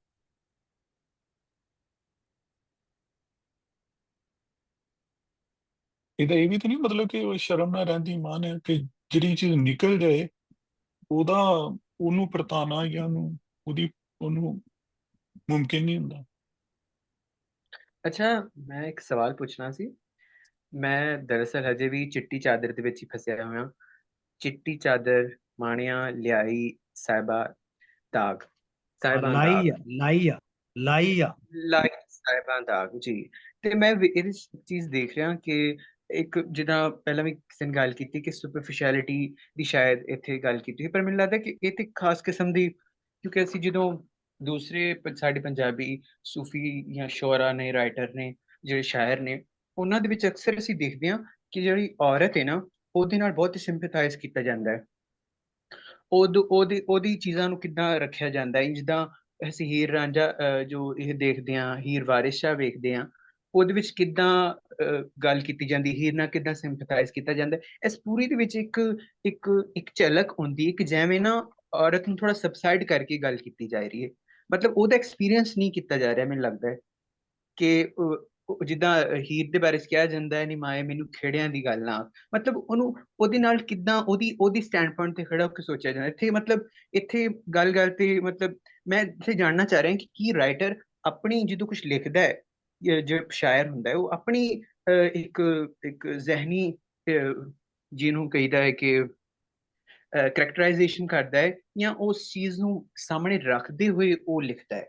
ਹੋਰ ਕਿਉਂਕਿ ਅਗਰ ਦੂਸਰੇ ਵੀ ਅਗਰ ਇਦਾਂ ਹੀ ਹੈ ਕਿ ਉਸ ਚੀਜ਼ ਨੂੰ ਸਾਹਮਣੇ ਰੱਖਦੇ ਹੋਏ ਲਿਖਦੇ ਨੇ, ਤੇ ਫਿਰ ਸਾਨੂੰ ਹੀਰ ਵਾਰਿਸ ਸ਼ਾਹ ਦੇ ਵਿੱਚ ਇੰਨੀ ਹੀਰ ਦੇ ਨਾਲ ਸਿੰਪੈਥਾਈਜੇਸ਼ਨ ਕਿਉਂ ਮਿਲਦੀ ਹੈ? ਇਹ ਇੱਥੇ ਬੜੀ ਜਿਹੜੀ ਹੈ ਨਾ ਆਮ ਜਿਹੀ ਗੱਲ ਹੈ। ਉਹਨਾਂ ਨੇ ਜਿਹੜਾ ਫਿਊਡਲ ਹੈ, ਵੱਡਾ ਜ਼ਮੀਨਦਾਰ ਹੈ, ਉਹ ਜਿਸ ਤਰ੍ਹਾਂ ਸੋਚ ਰਹੇ ਨੇ, ਉਹ ਸਾਰੇ ਇਸ ਤਰ੍ਹਾਂ ਹੀ ਸੋਚਦੇ ਨੇ ਕਿ ਚਿੱਟੀ ਚਾਦਰ ਸੀ ਸਾਡੀ ਇੱਜ਼ਤ ਨੂੰ ਦਾਗ ਲੱਗ ਗਿਆ। ਨਹੀਂ ਮਤਲਬ ਜਿਵੇਂ ਦੇਖੋ ਨਾ, ਕਾਲਾ ਕੀਤਾ ਜੱਗ ਵਿੱਚ ਸਾਹਿਬਾਂ ਕੁੜੀ ਅਜਾਨ। ਹਾਂ, ਉਹ ਸਾਹਿਬਾਂ ਨੂੰ ਜਿਹੜਾ ਨਾ ਉਹਨੂੰ ਇਲਜ਼ਾਮ ਦੇ ਰਹੇ ਨੇ ਨਾ ਉਹਨੂੰ। ਮਤਲਬ ਇੱਕ ਮੈਂ ਅੱਧਾ ਸ਼ਾਇਦ ਮੇਰਾ ਪਰਸਨਲ ਹੋਊਗਾ, ਇਦਾਂ ਸ਼ਾਇਦ ਨਾ ਵੀ ਹੋਵੇ, ਜਾਂ ਉਹਨਾਂ ਨੇ ਜਿੱਦਾਂ ਜੋ ਇਹਨਾਂ ਨੂੰ ਦਿਖਿਆ ਸਾਹਮਣੇ ਉਹਨਾਂ ਨੇ ਕੀਤਾ।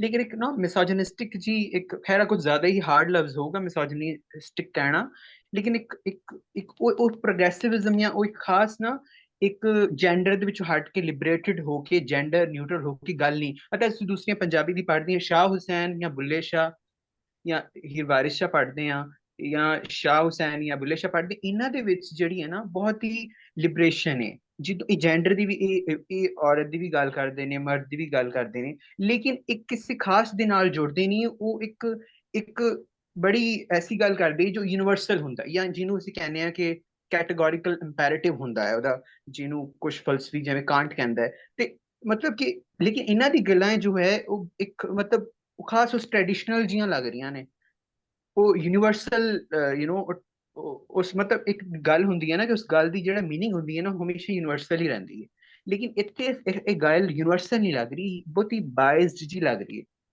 ਸ਼ਾਇਦ ਮੇਰਾ ਓਪੀਨੀਅਨ ਹੈ। ਨਹੀਂ ਵੈਸੇ ਹੀ ਮੇਰੀ ਐਸੀ ਗੱਲ ਨਹੀਂ, ਉਹ ਸ਼ਾਇਰ ਜਿਹੜਾ ਡਿਟੈਚ ਹੋ ਕੇ ਲਿਖ ਰਿਹਾ, ਉਹਦੀ ਜੇ ਆਪਣੀ ਗੱਲ ਆਏਗੀ ਵਿੱਚ ਆਂਦੀ ਹੈ। ਹੁਣ ਕੀ ਸਹੀ। ਕਰੀਏ, ਹਾਫਜ਼ਾ ਅੱਗ ਲੱਗੀ ਦਰਿਆ, ਇੱਥੇ ਹਾਫਜ਼ ਬਰਖੁਰਦਾਰ ਬੋਲ ਰਿਹਾ, ਹਾਫਜ਼ ਬਰਖੁਰਦਾਰ ਬੋਲਦਾ ਹੈ, ਉਹ ਆਪਣਾ ਵਿਊ ਦਿੰਦਾ ਹੈ, ਬੜਾ ਠੀਕ ਠਾਕ ਤਰੀਕੇ ਨਾਲ ਦਿੰਦਾ ਹੈ, ਔਰ ਉਹ ਜਿਹੜਾ ਹੈ ਉਹ ਜਿਹਨੂੰ ਅਸੀਂ ਕਹਿੰਦੇ ਆ ਪ੍ਰੋ ਪੀਪਲ ਉਹੀ ਹੁੰਦਾ ਹੈ। ਲੋਕ ਪੱਖ ਤੋਂ ਹੀ ਬੋਲਦਾ ਉਹ ਇਹਨਾਂ ਦੇ ਪੱਖ ਤੋਂ ਨਹੀਂ ਬੋਲਦਾ। ਇੱਥੇ ਉਹ ਦੇ ਰਿਹਾ ਹੈਗਾ ਕਿ ਉਹ ਲੋਕ ਕੀ ਸੋਚ ਰਹੇ ਨੇ, ਜਿਹੜੇ ਨੇ ਜ਼ੁਬੈਰ ਉਹ ਜਿਹੜੇ ਮਾਣੀ ਨੇ ਉਹਨਾਂ ਦੀ ਜਗ੍ਹਾ ਤੇ ਖੜ ਕੇ ਗੱਲ ਕਰ ਰਿਹਾ ਹੈ। ਹਾਂ, ਉਹਨਾਂ ਦਾ ਵਿਊ ਦੇ ਰਿਹਾ ਨਾ ਕਿ ਉਹ ਕਿਉਂਕਿ ਉਹਨੇ ਕਹਾਣੀ ਕਰਨੀ ਹੈ, ਕਹਾਣੀ ਕਰਨ ਵਾਸਤੇ ਇੱਕ ਸਤ੍ਹਾ ਤੇ ਉਹਨੂੰ ਡਿਟੈਚ ਹੋ ਕੇ ਹੀ ਕਰਨੀ ਪਈ। ਜੇ ਉਹ ਹਰ ਜਗ੍ਹਾ ਆਪਣੀ ਗੱਲ ਲਿਆਏਗਾ ਤੇ ਉਹ ਕਹਾਣੀ ਲਿਖ ਹੀ ਨਹੀਂ ਸਕਦਾ। ਸਟੋਰੀ ਜਿਹੜੀ ਹੈ ਉਹ ਸਾਰਿਆਂ ਦਾ ਵਿਊ ਉਹਨੂੰ ਦੇਣਾ ਪਏਗਾ, ਔਰ ਉਹ ਬਹੁਤ ਜ਼ਿਆਦਾ ਡਾਈਵਰਸੀਫਾਈ ਕਰਦਾ ਹੈ ਉਹ ਗੱਲਾਂ ਨੂੰ, ਜਿਹੜਾ ਬਹੁਤ ਜ਼ਿਆਦਾ ਉਹਦੇ ਵਿੱਚ ਹਰ ਬੰਦੇ ਦੀ ਵਿਊ ਲੈ ਕੇ ਆਉਂਦਾ, ਗੱਲ ਕਰਦਾ ਹੈ। ਹਾਂ, ਡਿਫਰੈਂਟ ਕੋਈ ਸਟੋਰੀਜ਼ ਹੁੰਦੀਆਂ ਨੇ ਨਾ, ਫੋਕ ਸਾਡੀ ਜਿਹੜੀ ਵਿਜ਼ਡਮ ਹੈ, ਫੋਕ ਸਾਡੀ ਸਟੋਰੀਜ਼ ਨੇ, ਹੀਰ ਰਾਂਝਾ ਹੋ ਗਈ, ਐ ਹੋ ਗਈ, ਇਹ ਡਿਫਰੈਂਟ ਲੋਕਾਂ ਨੇ ਲਿਖੀਆਂ, ਡਿਫਰੈਂਟ ਸ਼ਾਇਰਾਂ ਨੇ ਲਿਖੀਆਂ, ਤੇ ਹਰ ਸ਼ਾਇਰ ਦਾ ਇੱਕ ਆਪਣਾ ਇੱਕ ਰੁਝਾਨ ਹੈ। ਮੈਨੂੰ ਲੱਗਦਾ ਹੈ ਕਿ ਉਹਨਾਂ ਦੀ ਫਿਰ ਸੈਲਫ ਰਿਫਲੈਕਸ਼ਨ ਜ਼ਿਆਦਾ ਡੋਮੀਨੇਟ ਕਰਦੀ ਹੈ ਉਹਨਾਂ ਦੀ ਰਾਈਟਿੰਗ ਦੇ ਵਿੱਚ, ਸ਼ਾਇਦ ਇਹ ਵੀ ਫਰਕ ਹੈ। ਵੈਸੇ ਮੈਂ ਇੱਕ ਗੱਲ ਕਰ ਲਾਂ ਛੋਟੀ, ਜ਼ਿਆਦਾ ਹਾਂ ਲੰਬੀ ਜੀ, ਨਹੀਂ ਕਰਦਾ। ਜਿਹੜੀ ਚਿੱਟੀ ਚਾਦਰ ਨੂੰ ਅਸੀਂ ਖਵਾਤੀਨ ਨਾਲ ਅਟੈਚ ਕਰ ਰਹੇ ਹਾਂ ਨਾ, ਇਹ ਮੈਨੂੰ ਨਹੀਂ ਦਰੁਸਤ ਲੱਗ ਰਿਹਾ। ਹਰ ਇੱਕ ਦਾ ਆਪਣਾ ਵਰਜਨ ਹੈ। ਚਿੱਟੀ ਚਾਦਰ ਦਾ ਮਤਲਬ ਹੈ ਕਿ ਮੌਲਵੀ, ਪੰਡਤ, ਪਾਦਰੀ, ਕੋਈ ਵੀ ਜਿਹੜਾ ਬੰਦਾ ਜਿਹੜਾ ਨਾ ਸੋਸ਼ਲ, ਮਜ਼ਹਬੀ, ਮਾਸ਼ਰਤੀ ਜਿਹੜੀਆਂ ਨਾਰਮਸ ਨੂੰ ਇੰਨਾ ਸਟਰੋਂਗ ਸਮਝਦਾ ਹੈ ਕਿ ਉਹਨਾਂ ਨੂੰ ਬ੍ਰੇਕ ਕਰਨਾ ਜਾਂ ਉਹਨਾਂ ਤੋਂ ਹਟ ਕੇ ਚੱਲਣ ਨਾਲ ਉਹ ਜਿਹੜਾ ਦਾਗ ਲੱਗਦਾ ਹੈ, ਉਹ ਚਿੱਟੀ ਚਾਦਰ ਉਹਦੀ ਨਿਸ਼ਾਨੀ ਹੈ, ਜਿਹਨੂੰ ਅਸੀਂ ਫਾਲਸ, ਇੱਕ ਝੂਠੀ ਅਨਾ ਕਹਿ ਲਓ। ਇਹਦਾ ਚਿੱਟੀ ਚਾਦਰ ਦਾ ਇਹ ਮਤਲਬ ਹੈ ਕੋਈ ਔਰਤ ਦੇ ਮਾਨਿਆਂ ਚ ਨਹੀਂ ਹੈ, ਇਹ ਕਿਸੇ ਕਲਚਰ ਦੇ ਪੂਰੇ ਮਾਨਿਆਂ ਚ।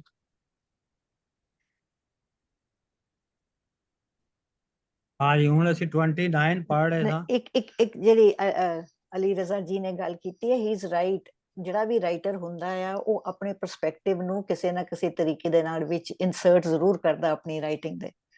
ਸੋ maybe this is he is a misogynistic person, ਥੋੜੀ ਜਿਹੀ ਬਹੁਤੀ ਇਹਦੇ ਚ ਕੋਈ ਉਹਦੀ ਝਲਕ ਹੋ ਸਕਦੀ ਹੈ। ਸੋ ਇਟਸ ਟਰੂ, ਹਰ ਰਾਈਟਰ ਜਿਹੜਾ ਹੁੰਦਾ ਹਰ ਕਹਾਣੀ ਦੇ ਵਿੱਚ ਆਪਣੇ ਆਪ ਉਹਦਾ ਜਿਹੜਾ ਆਈਡੀਅਲੋਗ ਹੁੰਦਾ ਉਹ ਵਿੱਚ ਜ਼ਰੂਰ ਐਡ ਜ਼ਰੂਰ ਕਰਦਾ, ਉਹਦੀ ਝਲਕ ਜ਼ਰੂਰ ਪਾਈ ਜਾਂਦੀ ਹੈ। ਕੀ ਕਹਿੰਦੇ ਹੋ ਜ਼ੁਬੈਰ ਸਾਹਿਬ? ਅਜੇ ਮੈਂ ਇੰਨੀ ਛੇਤੀ ਕਨਕਲੂਡ ਨਹੀਂ ਕਰ ਸਕਦਾ, ਹਿੱਸਾ ਪੜ੍ਹ ਇਹਦੇ ਬਾਰੇ ਲਈਏ। ਨਹੀਂ, ਇਨ ਜਨਰਲਾਈਜ਼, ਉਹ ਵੀ ਜਨਰਲਾਈਜ਼ ਦੀ ਗੱਲ ਕਰ ਰਹੇ ਨੇ ਨਾ ਕਿ ਜਨਰਲਾਈਜ਼, ਤੁਸੀਂ ਵੀ ਲੇਖਕ ਹੋ, ਤੁਸੀਂ is there some part of you that is in your writings? ਨਹੀਂ, ਮੇਰਾ ਖਿਆਲ ਹੈ ਮਿਸੋਜਿਨਿਸਟ ਬਿਲਕੁਲ ਨਹੀਂ ਹੈ ਉਹ ਆਪਣੀ ਕਹਾਣੀ ਡਿਟੈਚ ਹੋ ਕੇ ਕਰ ਰਿਹਾ, ਔਰ ਬੜੇ ਸਹੀ ਤਰੀਕੇ ਨਾਲ ਕਰ ਰਿਹਾ। ਉਹ ਜੋ ਜੋ ਵੀ ਰਿਐਲਿਟੀ ਹੈ ਉਹ ਦੱਸ ਰਿਹਾ, ਜੋ ਰਿਐਲਿਟੀ ਹੈ ਉਹ ਦੱਸ ਰਿਹਾ। ਜਿਹੜੇ ਰਿਐਲਿਟੀ ਹੈ ਉਹਨੂੰ ਉਹ ਦੱਸ ਰਿਹਾ। ਇੱਥੇ ਜ਼ਰੂਰਤ ਨਹੀਂ ਹੈ ਕਿ ਜਿੱਥੇ ਲੋੜ ਪਏਗੀ ਉਹ ਆਏਗਾ, ਉਹ ਕਰੇਗਾ ਗੱਲ ਸਾਰੀ। ਤੇ ਦੂਸਰੀ ਗੱਲ ਹੈਗੀ ਹੈ ਕਿ ਸ਼ਾਇਰ ਨੇ ਤੇ ਕਹਾਣੀ ਕਰਨੀ ਹੈ, ਸ਼ਾਇਰ ਇੱਕ ਹੱਦ ਤੱਕ ਹੀ ਕਹਾਣੀ ਦੇ ਵਿੱਚ ਜਿਹੜਾ ਉਹ ਸਾਈਡ ਲਏਗਾ, ਉਸ ਤੋਂ ਜ਼ਿਆਦਾ ਨਹੀਂ ਲੈ ਸਕਦਾ ਉਹ। ਤੇ ਜੇ ਨਾ ਲਵੇ ਤੇ then he is just a reporter, ਫਿਰ ਤੇ ਉਹ ਨਿਊਜ਼ ਆਈਟਮ ਬਣ ਜਾਂਦੀ ਹੈ ਨਾ। ਜੇ ਤੇ ਉਹਨੇ ਸਿਰਫ ਸਿੱਧੀ ਗੱਲ ਜਿਹੜੀ ਉਹਨੇ ਦੇਖਣੀ ਹੈ, ਉਹ ਜੇ ਰਾਈਟ ਕਰਨੀ ਹੈ, so that's the difference between a reporter and a writer. ਉਹ ਲਿਖੇਗਾ ਇਸ ਢੰਗ ਨਾਲ ਕਿ ਪੜਨ ਵਾਲੇ ਉਹਦਾ ਮਤਲਬ ਕੱਢ ਲੈਣ।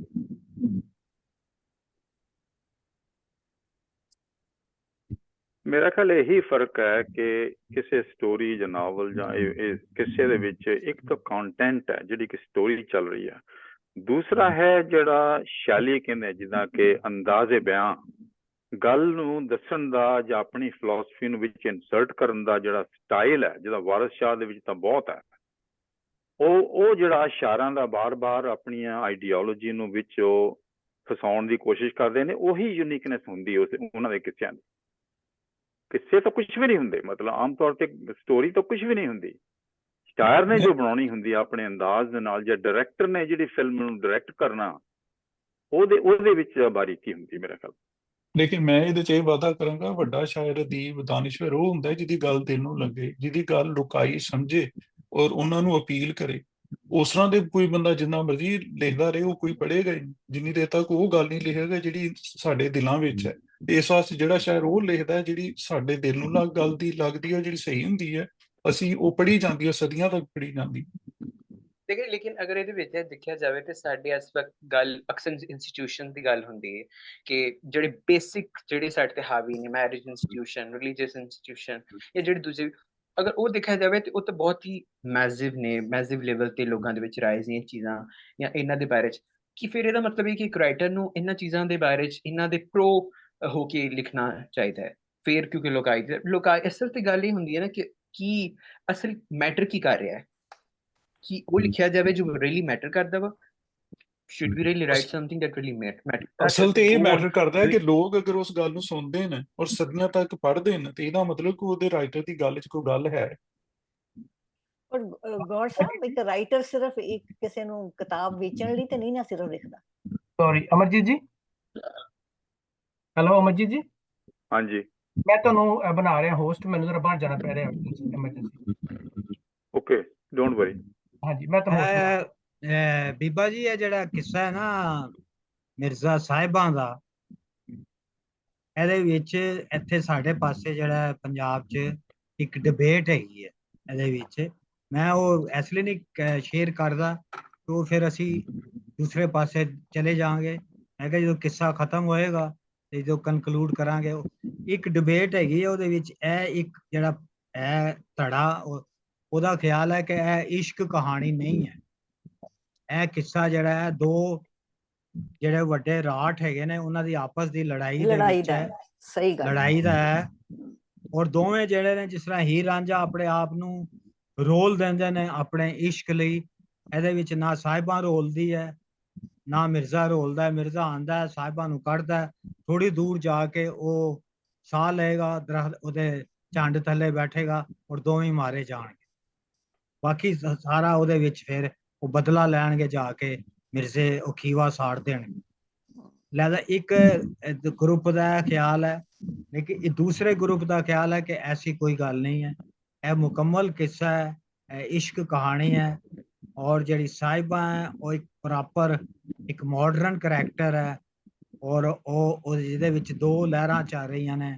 ਉਹ ਆਪਣੇ ਮਾਂ-ਬਾਪ ਦੇ ਨਾਲ ਵੀ ਪੱਕੀ ਹੈ, ਭੈਣਾਂ ਭਰਾਵਾਂ ਦਾ ਵੀ ਭਲਾ ਚਾਹੁੰਦੀ ਹੈ, ਇਸ਼ਕ ਵੀ ਚਾਹੁੰਦੀ ਹੈ ਮਿਰਜ਼ੇ ਨਾਲ, ਔਰ ਵਿਚਕਾਰ ਰਹਿ ਉਹ ਨਾ ਉਧਰ ਦੀ ਰਹਿੰਦੀ ਹੈ ਨਾ ਉਧਰ ਦੀ ਰਹਿੰਦੀ ਹੈ।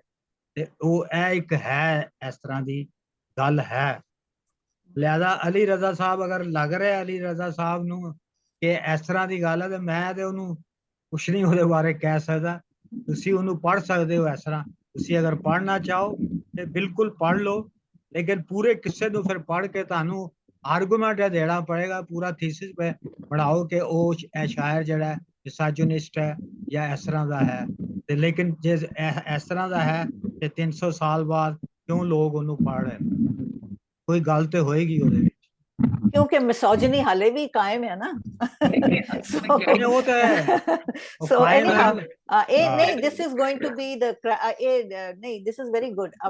That's how we should, ਕਿਉਂਕਿ ਜੇ ਤੁਸੀਂ ਸਿਰਫ ਪੜ੍ਹਦੇ ਹੋ ਨਾ ਤਾਂ ਫਿਰ ਉਹ ਗੱਲ ਨਹੀਂ ਬਣਦੀ ਵੀ। it has to thought provoke, ਇੱਕ ਨਤੀਜੇ ਕੱਢਣੇ ਪੈਂਦੇ ਨੇ ਮਗਰੋਂ, and ਟਾਈਮ ਦੇ ਨਾਲ ਉਹ ਬਦਲਦੇ ਵੀ ਰਹਿੰਦੇ ਨੇ। ਅਸੀਂ ਸਾਡੇ ਕੰਟੀਨੈਂਟ ਤੇ ਭਗਤ ਕਬੀਰ ਦਾ ਬਹੁਤ ਬੜਾ ਨਾਮ ਹੈ, ਉਹਨੂੰ ਤੇ ਬਹੁਤ ਉਹਨੂੰ ਰਿਵਰਟ ਕੀਤਾ ਜਾਂਦਾ, ਲੇਕਿਨ ਐਟ ਦ ਸੇਮ ਟਾਈਮ ਉਹਨਾਂ ਦੀ ਬਹੁਤ ਸਾਰੇ ਇੰਸਟੈਂਸਸ ਐਸੇ ਨੇ, ਬਹੁਤ ਸਾਰੀ ਉਹਨਾਂ ਦੀ ਕੰਮ ਦੇ ਵਿੱਚ ਇੰਸਟੈਂਸਸ ਮਿਲਦੇ ਨੇ, ਸਾਨੂੰ ਐਗਜ਼ਾਮਪਲਸ ਮਿਲਦੀਆਂ ਨੇ ਕਿ ਜਿੱਥੇ he is being misogynist, and we have to accept it, yes, because we are not here to just subside the things that he is going, because he is a very big figure, so we'll have to be in his side. No, not at all. I don't think so that we should be this way. Punjabi ਜੀ ਰੱਖੋ, ਪੰਜਾਬੀ ਕੋਈ ਗੱਲ ਨਹੀਂ। ਅੱਛਾ ਜੀ, ਅਗਲਾ 130 ਕੌਣ ਪੜੇਗਾ? ਲਖਵੀਰ ਉਹੀ ਗੱਲ ਹੈ, ਮੇਰਾ ਖਿਆਲ ਹੈ ਕਿ ਅੱਗੇ ਚੱਲੀਏ। ਜਿਹੜੀ ਇਹ ਸਾਰੀ ਮਿਰਜ਼ੇ ਦੀ ਸਟੋਰੀ, ਮੈਂ ਪਹਿਲਾਂ ਵੀ ਕਹਿ ਚੁੱਕਾ ਕਿ ਇਹ ਚਿੱਟੀ ਚਾਦਰ ਦੀ ਸਟੋਰੀ ਆ ਜਾਂ ਆਨਰ ਕਿਲਿੰਗ ਦੀ ਸਟੋਰੀ ਆ। ਭਾਵੇਂ ਬਹਾਨਾ ਸਾਹਿਬਾਂ ਤਾਂ ਮਿਰਜ਼ੇ ਦਾ, ਪਰ ਆਪਸ ਦੇ ਵਿੱਚ ਕਹਿ ਸਕਦੇ ਹੋ ਕਿ ਉਹਨਾਂ ਦੋ ਧੜਿਆਂ ਦੀ ਆਪਸ ਚ ਲੜਾਈ ਦੀ ਆਨਰ ਦੀ ਗੱਲ ਹੈ ਸਾਰੀ। ਤੇ ਜਿੱਦਾਂ 130 ਤੇ ਆਪਣੇ ਡਾਕਟਰ ਸਾਹਿਬ ਵੀ ਕਹਿੰਦੇ ਹੁੰਦੇ ਸੀ ਕਿ ਹੀਰ ਰਾਂਝੇ ਦੀ ਸਟੋਰੀ ਦਾ ਤੇ ਵਾਰਿਸ ਸ਼ਾਹ ਨੇ ਇੱਕ ਬਹਾਨਾ ਲਿਆ, ਅਸਲ ਦੇ ਵਿੱਚ ਉਹਨੇ ਆਪਣੀ ਆਈਡੀਓਲੋਜੀ ਲੋਕਾਂ ਦੇ ਸਾਹਮਣੇ ਕਰਨੀ ਸੀ। ਬਿਲकुल 130 ਤੇ अगर ਚੱਲੀਏ। जी पढ़ते हैं आगे। हाँ ये आखिरी बंद पढ़ लो जी। ਪੜੋ ਸਰ ਤੁਸੀਂ। ਪੜੋ ਕੌਣ? ਅਲੀ ਰਜ਼ਾ ਪੜੋ। ਰਜ਼ਾ ਸਾਹਿਬ ਪੜੋ। जी जी। चढ़िया महर का माइया ढोला घती डंड, सेना तट छाया बारे प्यो घमंड, लख तुरटा ढोल दा मारण पोड़ समंद, फौजां घट्टां हनेरियां जिवें सावन दी फंड। हाँ जी जिवें ਅਸੀਂ ਪਹਿਲੇ ਪੜ੍ਹੀ ਹੈ ਕਿ ਉਹ ਪਤਾ ਲੱਗ ਗਿਆ ਕਿ ਸਾਹਿਬਾਂ ਚਲੀ ਗਈ ਹੈ, ਉਦਲ ਗਈ ਹੈ, ਤੇ ਹੁਣ ਉਹ ਮਾਣੀ ਜਿਹੜੇ ਨੇ, ਜਿਹੜਾ ਕਬੀਲਾ ਹੈ ਉਹਦਾ ਸਾਹਿਬਾਂ ਦਾ, ਉਹ ਹੁਣ ਪਿੱਛਾ ਕਰਨ ਲਈ ਨਿਕਲੇ ਨੇ। ਚੜਿਆ ਮਹਿਰਕਾ ਮਤਲਬ ਹੈ ਕਿ ਸਾਰੇ ਇਕੱਠੇ, ਜਿੰਨੇ ਵੀ ਮਾਰ ਨੇ ਸਾਰੇ ਇਕੱਠੇ ਹੋ ਕੇ ਨਿਕਲੇ ਨੇ। ਢੋਲਾਂ ਘੱਤੀ ਡੰਡ, ਢੋਲਾਂ ਨੇ ਸ਼ੋਰ ਪਾਇਆ, ਡੰਡ ਪਾਈ ਹੈ। ਸੈਨਾ ਫੌਜ ਹੈਗੀ ਹੈ। ਸੈਨਾ ਤਰਤ ਉਛਾਲਣਾ, ਉਧੇੜਨਾ, ਉਛਾਲ ਦੇਣਾ, ਉਛਾਇਆ। ਸੈਨਾ ਦਰਦ ਅਛਾਇਆ ਬਾਰੇ ਪਿਓ ਘੁਮੰਡ, ਉਹਨਾਂ ਨੂੰ ਬੜੇ ਘੁਮੰਡ ਨੇ, ਫੌਜ ਨੂੰ ਬੜੀ ਗਰੂਰ ਹੈ ਉਹਨਾਂ ਨੂੰ। ਇੱਥੇ ਥੱਲੇ ਬਦਲਾਂ ਦਾ ਜੂਮ ਵੀ ਲਿਖਿਆ ਹੈ। ਲੱਕ ਤਰੁੱਟਾ ਢੋਲ ਦਾ ਮਾਰਨ ਪੌੜ ਸਮੰਦ। ਔਰ ਜਿਹੜਾ ਉਹ ਜਿਹੜੇ ਪੈਰ ਹੈਗੇ ਨੇ ਘੋੜਿਆਂ ਦੇ ਘੋੜਿਆਂ ਦੇ ਪੈਰ ਨੇ, ਉਹ ਸਮੰਦ ਜਿਹੜਾ ਹੈ ਉਹ ਹੈ ਅੱਛੀ ਨਸਲ ਦਾ ਜਿਹੜਾ ਘੋੜਾ ਹੈ, ਉਹਦੇ ਪੈਰ ਜਿਹੜੇ ਨੇ ਉਹ ਬੜੀ ਤੇਜ਼ੀ ਦੇ ਨਾਲ ਚੱਲ ਰਹੇ ਨੇ। ਫੌਜਾਂ ਘੱਟਾਂ ਹਨੇਰੀਆਂ, ਘੱਟਾ ਵੀ ਉੱਡ ਰਿਹਾ ਹੈ ਫੌਜਾਂ ਦੀ ਵਜ੍ਹਾ ਨਾਲ, ਹਨੇਰੀਆਂ ਵੀ ਚੱਲ ਰਹੀਆਂ ਨੇ, ਜਿਵੇਂ ਸਾਵਣ ਦੀ ਫੁਹਾਰ ਹੁੰਦੀ ਹੈ, ਬੁਛਾੜ ਹੁੰਦੀ ਹੈ, ਜਿਵੇਂ ਸਾਵਣ ਦਾ ਮੀਂਹ ਹੁੰਦਾ ਹੈ। ਇਹ ਇੱਕ ਨਕਸ਼ਾ ਹੈਗਾ ਤਾਕਤ ਦਾ, ਉਹਨਾਂ ਦੀ ਗ੍ਰੈਂਜਰ ਦਾ, ਕਿ ਇਸ ਤਰ੍ਹਾਂ ਉਹ ਨਿਕਲੇ ਨੇ, ਇਸ ਤਰ੍ਹਾਂ ਖੜਕਾਰ ਕਰਕੇ ਸਾਰੇ। ਪੂਰਾ ਇੱਕ ਦੇ ਵਿੱਚ ਪੂਰਾ ਇੱਕ ਰਿਚੁਅਲ ਦਿਖਾਇਆ ਗਿਆ। ਇਹ ਜਿਹੜਾ ਹੈ ਉਹ ਤੇ ਚੁੱਪ ਕਰਕੇ ਸਾਹਿਬਾ ਚਲੀ ਗਈ ਸੀ, ਇਹਦੇ ਚ ਪੂਰਾ ਇੱਕ ਪੂਰੇ ਜਿਹੜਾ ਉਹ ਹੈ ਨੇ, ਸਰਦਾਰ ਨੇ, ਮਾਲਕ ਨੇ ਉਹ ਖੀਵੇ ਦੇ, ਔਰ ਮਾਣੀ ਨੇ, ਵੱਡੇ ਜ਼ਮੀਂਦਾਰ ਨੇ, ਉਹ ਜਿਵੇਂ ਉਹ ਨਿਕਲੇ ਨੇ ਸਾਰਾ ਉਹਦਾ ਪੂਰਾ ਇੱਕ ਬੜਾ ਸ਼ਾਨਦਾਰ ਜਿਹਾ ਨਕਸ਼ਾ ਬਣਾਇਆ ਉਹਨੇ। ਉਹਦੇ ਢੋਲ ਨੇ, ਹਨੇਰੀਆਂ ਮਗਰ, ਔਰ ਫੌਜਾਂ ਨਿਕਲੀਆਂ ਨੇ ਇਸ ਤਰ੍ਹਾਂ, ਜਿਸ ਤਰ੍ਹਾਂ ਅਨਲੀਸ਼, ਜਿਸ ਤਰ੍ਹਾਂ ਉਹਨੂੰ ਅੰਗਰੇਜ਼ੀ ਚ ਕਹਿੰਦੇ, ਉਰਦੂ ਪਤਾ ਨਹੀਂ ਪੰਜਾਬੀ ਚ ਅਸੀਂ ਕੀ ਕਹਾਂਗੇ, ਇੱਕਦਮ ਧਾਵਾ ਜਿਵੇਂ ਜਿਹੜਾ ਬੋਲੀ ਦਾ ਨਾ, ਇਸ ਤਰ੍ਹਾਂ ਕਰਕੇ ਉਹ ਨਿਕਲੇ ਬਾਣੀ ਜਿਹੜੇ।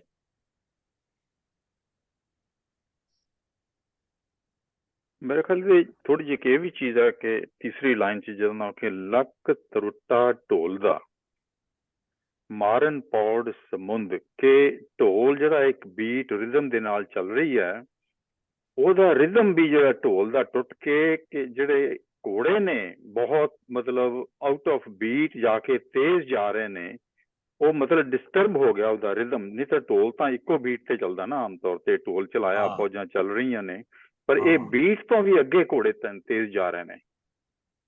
ਬਸ ਉਹ ਐਗਜ਼ੈਜਰੇਟ ਕਰ ਰਿਹਾ, ਟੁੱਟਾ ਤਾਂ ਕੋਈ ਵੀ ਨਹੀਂ ਹੈ, ਲੇਕਿਨ ਉਹ ਬਸ ਸ਼ਾਇਰਾਨਾ ਜਿਹੜੀ ਹੈ ਉਹਦੀ ਇਮੇਜਿਨੇਸ਼ਨ ਹੈ।